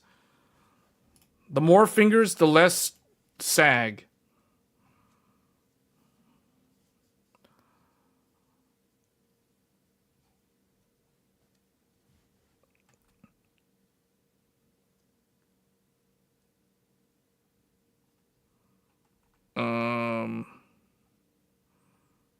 What's a game that uses PhysX? I completely forgot about PhysX. I don't even think I play any games that use PhysX that I know of that are modern games. Batman? When was the latest Batman? I haven't played the Batman. You mean Arkham? I haven't played that. Like, what is that even modern though? Like,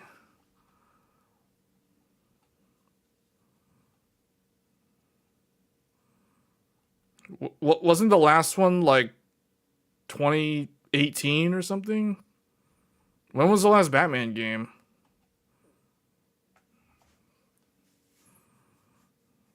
Yeah, Borderlands 3 or 2. Does Borderlands 4 use... Does the latest Borderlands use PhysX? Oh, maybe that one did.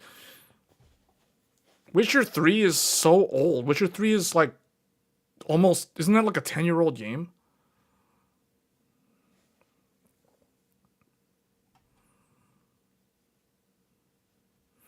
Yeah, but they're not doing it the traditional way, though. The way they added it back is not the traditional way.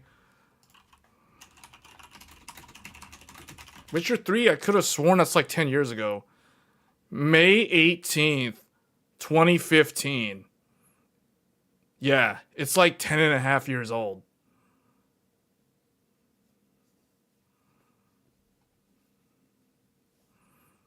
Do you use the DLSS swap? Do I know? No.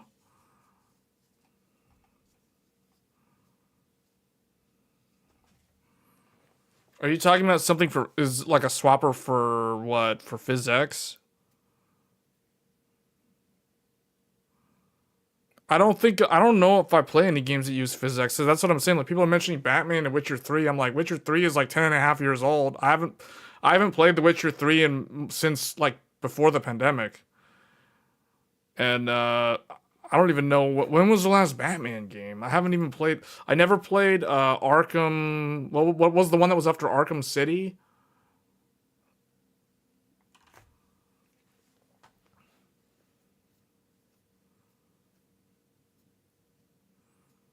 Because I don't think the only games that I play that use some kind of third-party physics-based rendering thing or physics-based calculation thing is the Havoc engine. Havoc engine is really all the games that I play that use that. Like, I mean, what do I play again? I mean, you guys know if you've tuned into the gaming streams from last year, the games that I play. People want to be able to play their older games too.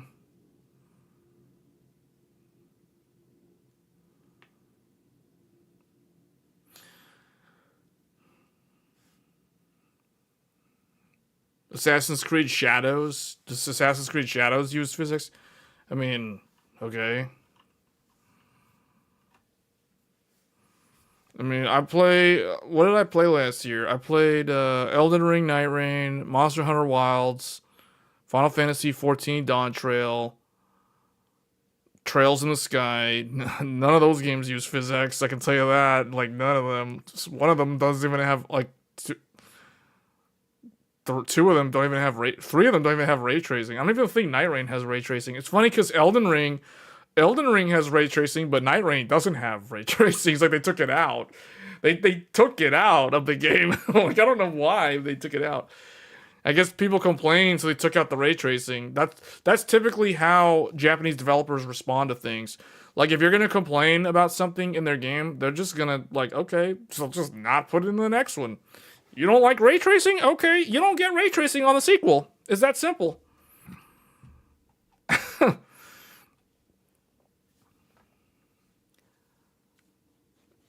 Asus has new workstation motherboard.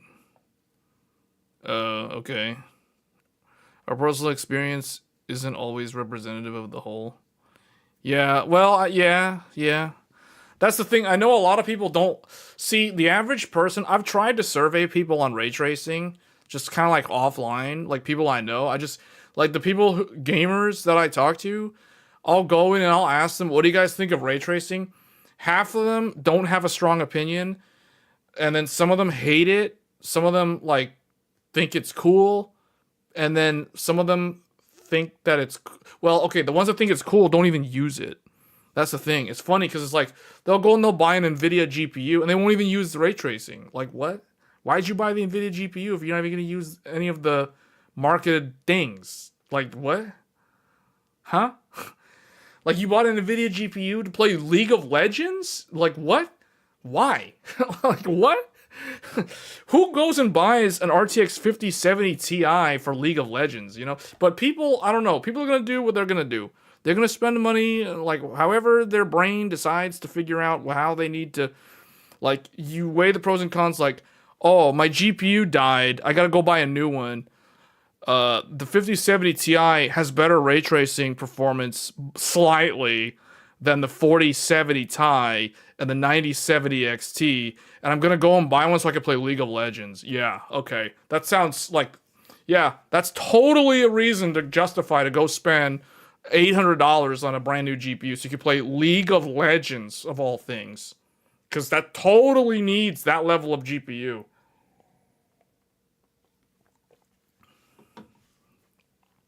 Yeah, but not everybody plays everything. I'm talking about a specific people that I like talk to, and they're like, "Yeah, I don't use ray tracing." Like, what do you think of ray tracing? Oh, I think it's cool. Do you use it? No. Or I'll get the question like, does the game I play use ray tracing? And if so, how do I look for it? What? Like, what do you mean look for it? Look for the setting of how to turn it on, or how to determine if the ray tracing effect is happening, or like what the heck? Like, dude, I'm telling you, the gamers are all over the place. All over the place. You'll come across gamers that know nothing about technology when it comes to rendering techniques. They're just there to play the games. We're just gonna play Marvel Rivals. We don't care about ray tracing. We're here to play Marvel Rivals. We don't care. Okay, we're going to play League of Legends. We don't care about ray tracing. We're here to play League of Legends. You know what I'm saying? Like, we're playing PUBG right now. We ain't going to drop our frame rate by like 30 FPS because we're playing PUBG and we're going to win, so we're going to turn off the ray. We're not going to use ray tracing for real. Like, that's how it, that's the response I get, man. That's the response I get. So I've given up. I've given up trying to like evangelize people about ray tracing, because the average person that I come across, that's the sort of stuff that I have to deal with. You know what I'm talking about? Like that, what I just described is the type of the average that I come across. I'm not saying that's like everyone. I'm just saying that's like the vast majority of the time I come across trying to like explain to people about rendering techniques in games. It's so obvious that the vast majority of people playing the games literally could care less. They literally could care less. All they want to do is play Genshin Impact, or if not Genshin Impact, they want to play League of Legends or PUBG or Valorant, and they don't care about ray tracing in a game like PUBG because it hurts their FPS, and they want max FPS. So it's like, whatever, okay, it's like ray tracing, okay, that's a cool little gimmick. I'm not actually going to use it. You know, like, I'm sorry, but that's just how it is. That's just how it is. So I've just given up. I've literally just given up on that kind of stuff. You think ray tracing wastes GPU power?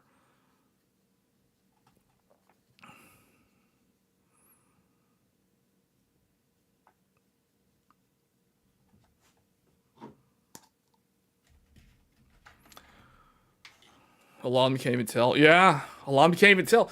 Like, hence the comment earlier when I was giving you guys that example where it's like, I get people who ask me, can you show me how to check the ray tracing?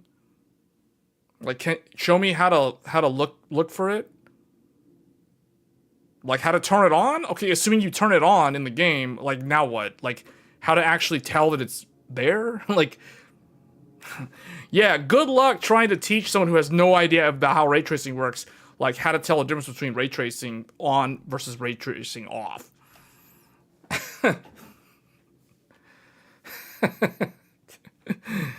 Yeah, because the typical thing that I've seen is you turn it on, they move the mouse around. There's no FPS counter. They don't turn on the FPS counter or nothing. None of these people have Afterburner installed on their computer.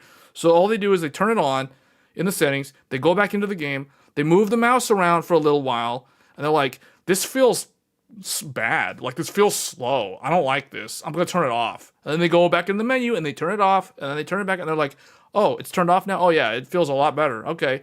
And I can't tell the difference. I can't tell the difference. Is it supposed to be doing something? All I know is it makes my mouse move slower. Ray tracing makes my mouse move slower.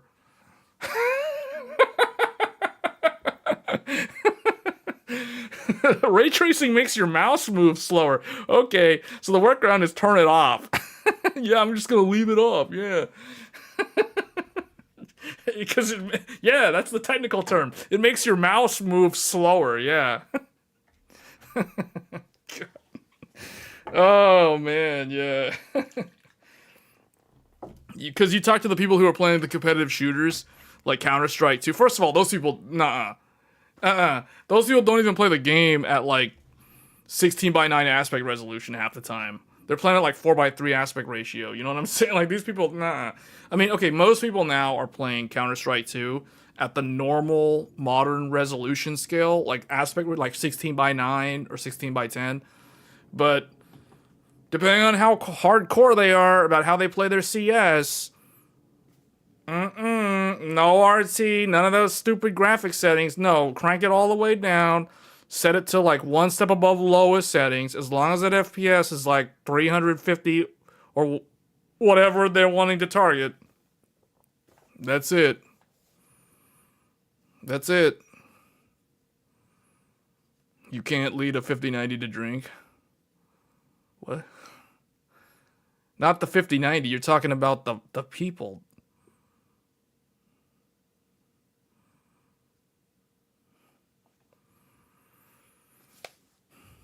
Yeah, they're playing it like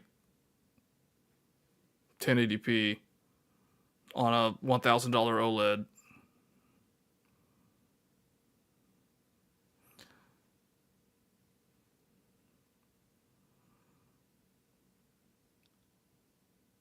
Most of the time, the problem is not ray tracing implementation. Most of the time, the real problem is poor developed engines. Like, I don't know about that.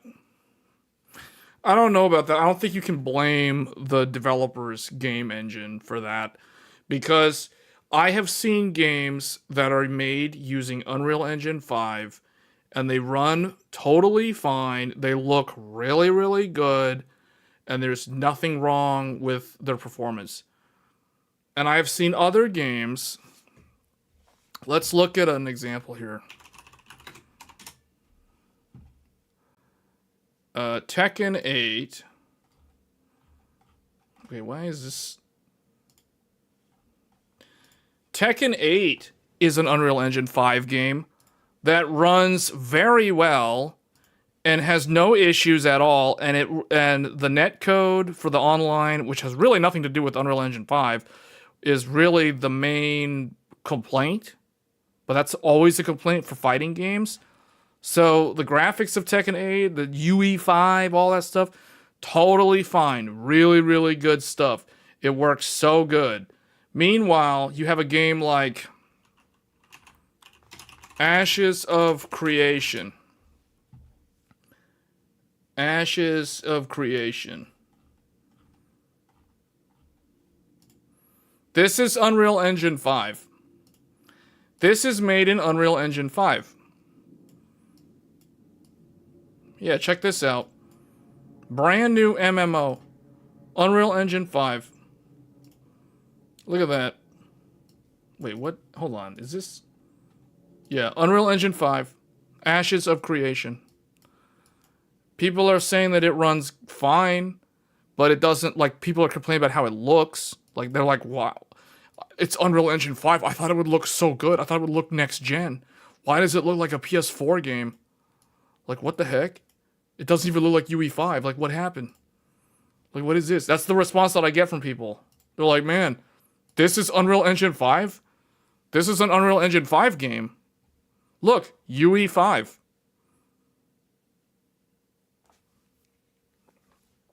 Unreal Engine 5. Unreal Engine 5, man. Like, what is this? Like, I don't even know what this is. Was a samurai mining ore? Okay, Unreal Engine 5. This is a UE5 game. This is legit. Early access available now. Legit Unreal Engine 5. Tekken 8. When did this game come out? January 2024. The game is 2 years old. It's about to be 2 years old later this month. It looks and runs fabulous. It is Unreal Engine 5. It is so good. I'm thinking of actually playing it again. I was watching Evo, the replays from the latest Evo, over the holidays, and it wanted me to, I was like, man, I gotta get back into this game. I gotta go pick up Anna and all the new characters and start playing this game again. But yeah, this is Unreal Engine 5 good.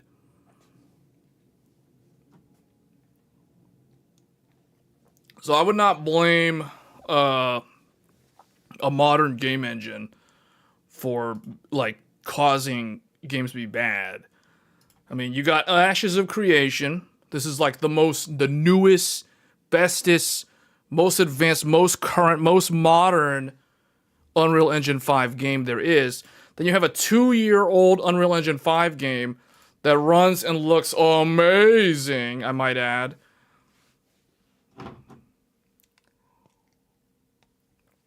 So, there you go.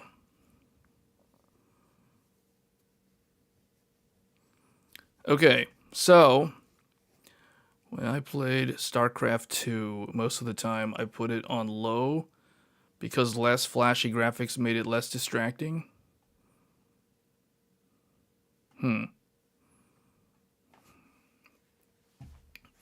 So anyway, these are the type of games. These are the type of games that are like Unreal Engine 5 based. We can, look at other games. Terminator 2D. I don't know what this is. That looks like a sprite-based game. Arcade action pixel perfect graphics. Pixel perfect graphics. So, yeah. All I know is the game just has to be good. The game doesn't have to be so good looking. It just has to be good. It's that simple. Tekken 8 is so good. This is a good example. Ashes of Creation is probably a bad example. Another example is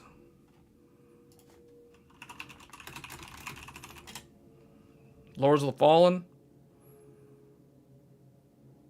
This one. What the heck? Why is it like this? Go back to the introduction.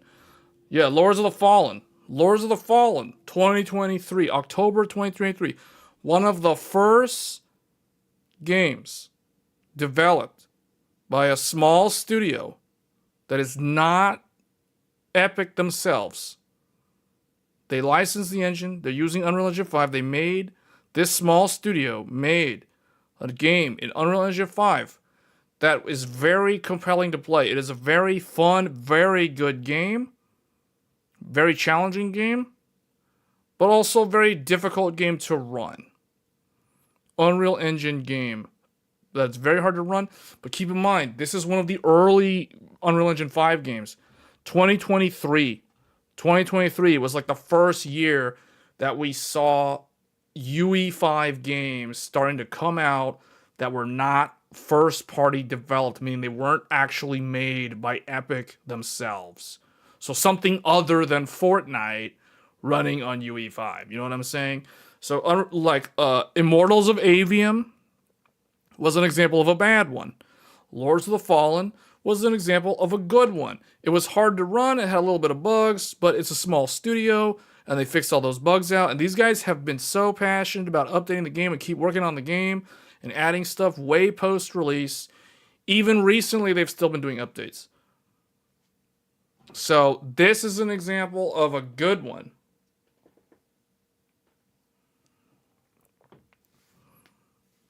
See, that is a good example.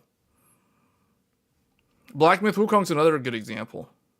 The Black Myth Wukong, depending on who you talk to, might say that's a bad example because it's very hard to run.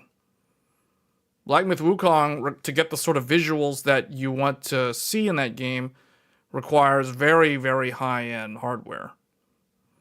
So that might not be... So some people might think, oh, it's a good example. Others might think it's a bad example. Because, see, this whole argument about poor optimization, you have to understand who is saying poor optimization. Is the person complaining about poor optimization the guy who... Here, I'll give you an example. And this will be the final example because we're going to end the stream soon. So, what's that game that came out that people complained about last year? That's a UE5 game. Or am I thinking of one from... Well, Black Myth Wukong. Black Myth Wukong came out in 2024. This is a 2024 game. And you had people on Steam complaining. The complaint is quote unquote poor optimization. Writes user 1111 with the following PC specs: CPU i7 6700K, GPU GTX 1060, hard drive Seagate 2 terabyte 3.5-inch hard drive, not SSD, hard drive. So this person is complaining about poor optimization. Black Myth Wukong has poor optimization. The developer is terrible because they don't know how to optimize their Unreal Engine 5 game. Oh, poor optimization. Poor optimization. I wonder why this game runs so poorly. Could it be because the developers are incompetent, or is it because the person who wrote this negative review on Steam has a potato of a computer? I wonder why.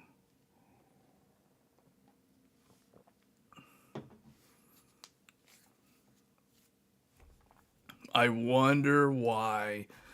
The CPU is from 2015. The GPU is from 2016. The Seagate hard drive is from who knows when it was made. It could have been from 2012, whatever, it doesn't matter. So this is completely irrelevant. It's irrelevant. The hard drive is irrelevant. Doesn't matter when it was made. It is automatically irrelevant. So I wonder why this is poor optimization. Can you really blame the developer in this scenario? Because someone is playing on a potato and complaining about poor optimization. This is the reason why the poor optimization argument is kind of like it really is not really a very valid argument oftentimes from what I have found. Because then you'll get someone who replies, and the reply will be like, like user 2 replies with, it runs fine for me, 60 plus FPS at 1440p on my RTX 3070.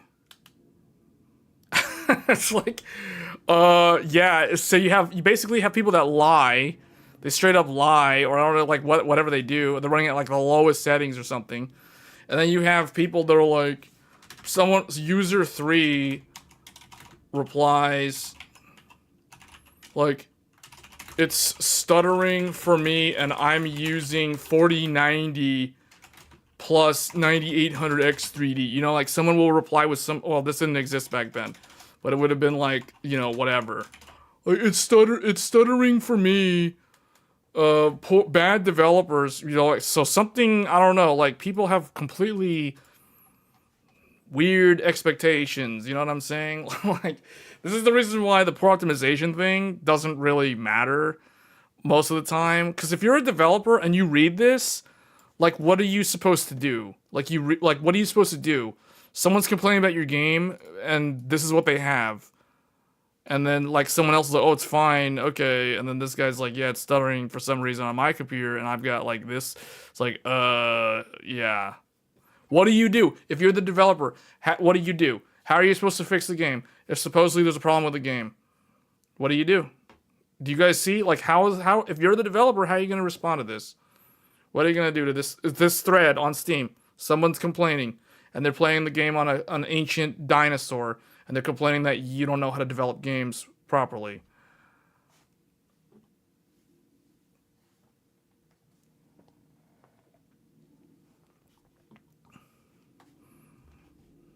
So, because when games come out that don't require like Lumen, or they don't use Lumen or Nanite or any of these newer technologies, regardless of whether it's Unreal Engine 5 technology or another similar engines, basic rendering techniques that are similar to Lumen, like, you're gonna always get people complaining. You're gonna get people that complain, you're gonna get people that have similar specs and are not complaining, and they accept that their computer is old, so they don't complain. So anyway, it's reasonable if a game is optimized for hardware 1 or 2 gen, but beyond that, good luck. Well, this is the reason why the principle of 357 matters. The 357 years matter. The average gamer doesn't know what that is, but anyone who works in industry will know what that is. That is something that we have taught on this channel many, many times. 357. For those of you who don't know what that means, we're talking about 3-year, 5-year, 7-year lifespan for computer hardware. So you either operate on a 3-year upgrade cycle, or a 5-year upgrade cycle, or a 7-year upgrade cycle. That is the 357. Because 3 years is more than one generational uplift. And no one should upgrade every generation. Because every generation is roughly 2 years. So if you have an RTX 4090, that GPU, after 2 years, the 5090 launches. That's the replacement. People on 4090 typically don't upgrade to the 5090. They don't really need to. It's more of a want to rather than a need to. So you would typically wait for the 60 series. Because you would wait to 3 or beyond. The 3-year bracket was like the minimum. And then if you wait 5 years, you're getting a decent uplift at that point. That's half a decade. That's a pretty long time in the computer world. Half a decade. But if you wait 7 years, you're waiting for like the maximum length possible or realistic for an upgrade cycle. Because if you literally wait 7 years, it doesn't matter what is the current generation. You waited 7 years. That means that whatever the latest and greatest is, regardless of whether something newer is right around the corner, that current generation thing is way better than your 7-year-old computer at that point. Who upgrades every generation? Anyone? You would be surprised. The true tech enthusiasts will probably do that. Not all the time, but they would consider that. But I'm talking about general users. I'm not talking about tech enthusiasts. I'm talking about the average gamer. The average gamer, like these people, are not people who upgrade every generation. Especially like, okay, does this guy look like they upgrade every generation? So like this is actually going beyond 7 years.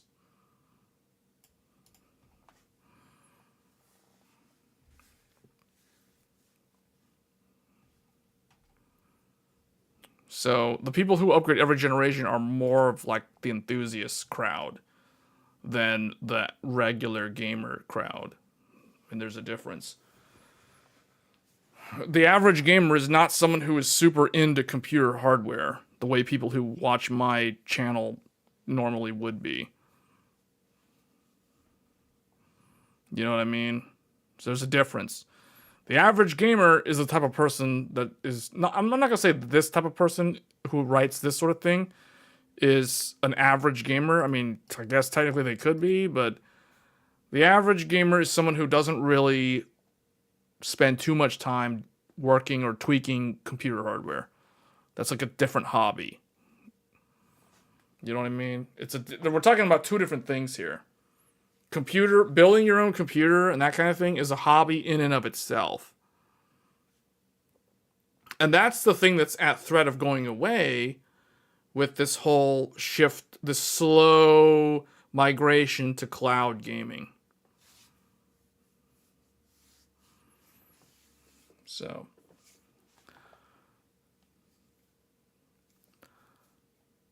Okay. So that, I think, sums up the final thing. I'm just going to go through here. What did it write down here? Okay, one more thing. TSMC's 2nm process to surpass the company's 3nm, 5nm in cumulative revenue by the third quarter of this year, aiming to become the most popular node propelled by explosive AI growth. There you have it, AI growth.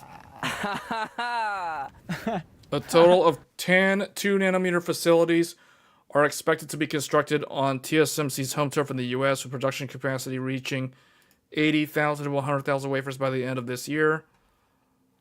So they are fully booked. Analysts estimate that TSMC's 3nm capacity will reach its limit by this year, with the technology having entered the golden period of mass production. Unfortunately, it too will have to make room for the 2nm, which will be utilized by customers like Apple, Qualcomm, MediaTek, AMD, NVIDIA, and countless others. So that is something to be aware of. And I guess the final thing, Snapdragon 8 Elite Gen 6 Pro could only be reserved for top-end flagships due to its ludicrously high price. So it seems like everything, why would this become ludicrously expensive? With memory becoming as expensive as it is, why would you need to make the chip way more expensive? Like that, why? Why? It's just because everything in semiconductors is getting more expensive because of memory? Let's just jump on the bandwagon and just declare our thing more expensive too? Like, I don't understand what's going on here, but this is a rumor, so whatever. And then ASRock unveils CES lineup. Okay, so this is something more of what you can expect to see next week. Next week is CES, the Consumer Electronics Show. That is where you will get to hear Jensen talk about AI. You'll get to hear Lisa Su get on stage and talk about AMD's upcoming CPUs. There will be some new CPUs for desktop. We're going to hear about that next week. They're probably not the CPUs you're thinking of though. And then the AMD and NVIDIA will probably talk about AI, but NVIDIA is going to go 100% all AI focused. 100% AI focused on their keynote. I can already tell. Like we already know this. So stay tuned for that next week. But here in this news article, ASRock unveils their lineup. QD OLED and WOLED gaming monitors, new motherboards, power supplies, AIO coolers, RX 9070 XT White and more in Tai Chi Phantom Gaming Challenger and Rock series. So ASRock is really making a big push this year. This is a company that reminds me now of Gigabyte from, oh, what year was that? It was probably like 10 years ago. Gigabyte did something similar a while ago, like pre-pandemic a while ago, where they made a big push, where the CEO of Gigabyte made a declaration that they're going to capture so much market share in like whatever year that was. And I remember they released all these brands, Aorus this, Aorus that, Extreme this, Aorus Master, Aorus Extreme, all these things. And they did pretty good. I don't think they did as good as he said they would do, but they did pretty good, better than the previous year. So ASRock is doing a similar thing. Like they're announcing they're getting into gaming monitors, they're getting into the OLED space, they got new power supplies, they have new motherboards, AIO coolers. I've never heard of an ASRock AIO cooler. So to me, the monitors and the AIOs are new, and then they've got some refresh GPU stuff. So yeah, the AIO stuff. So probably we can expect to hear some announcements from about ASRock. They'll probably whatever media that's going to be attending CES next week will probably do some videos on these. Yeah, see, you got they're going rock solid. They're going rock solid apparently. New brand.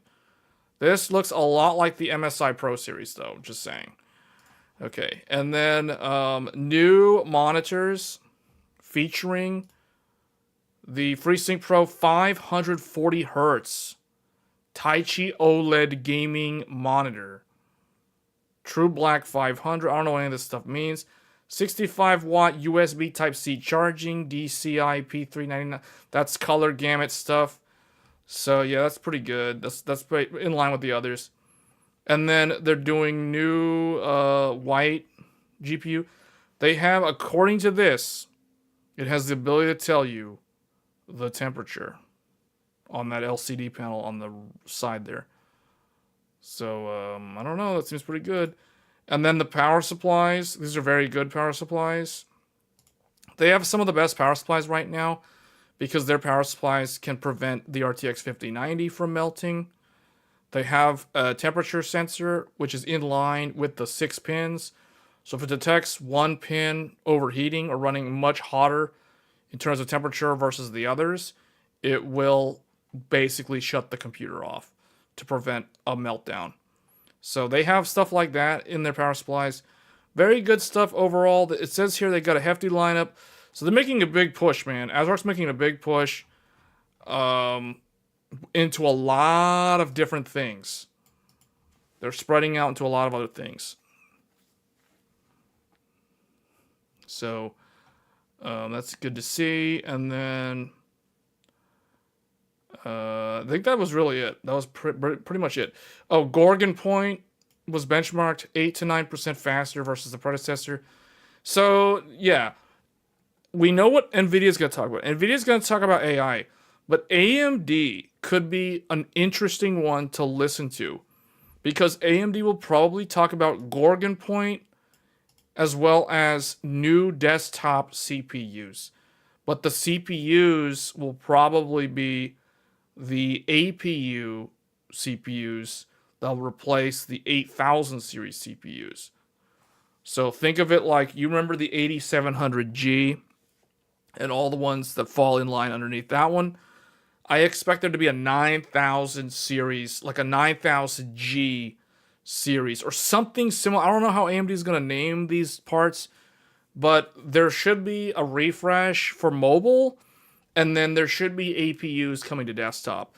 Now, I really want to see like a Strix Point on desktop because I would really like to test that out because Strix Point is very impressive on mobile. Very impressive. It's one of my favorite mobile chips of last year.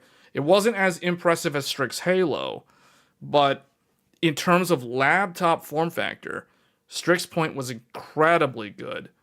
So I would really like to see that on desktop. I definitely want to play around with that. So I hope AMD will announce a 12-core, 24-thread Strix Point socketable AM5 APU with the full Radeon 890M. That is something that I will be buying. Like, I will get that. I will definitely get that so we can play around with that APU on desktop. We can overclock that thing. We can run it with unlimited power because it's not going to be battery. It's not going to be bolted to a battery like a laptop. So that'll be really cool to test out. I want to test memory overclocking on that thing. I want to test, basically like what is the frequency efficiency curve look like on a desktop versus on the laptop. So Strix Point on desktop is what I'm looking forward to from AMD's announcements next week. More so than like Gorgon Point or these things for the mobile space. So hopefully we get something from them, from Lisa Su, from the keynote next week.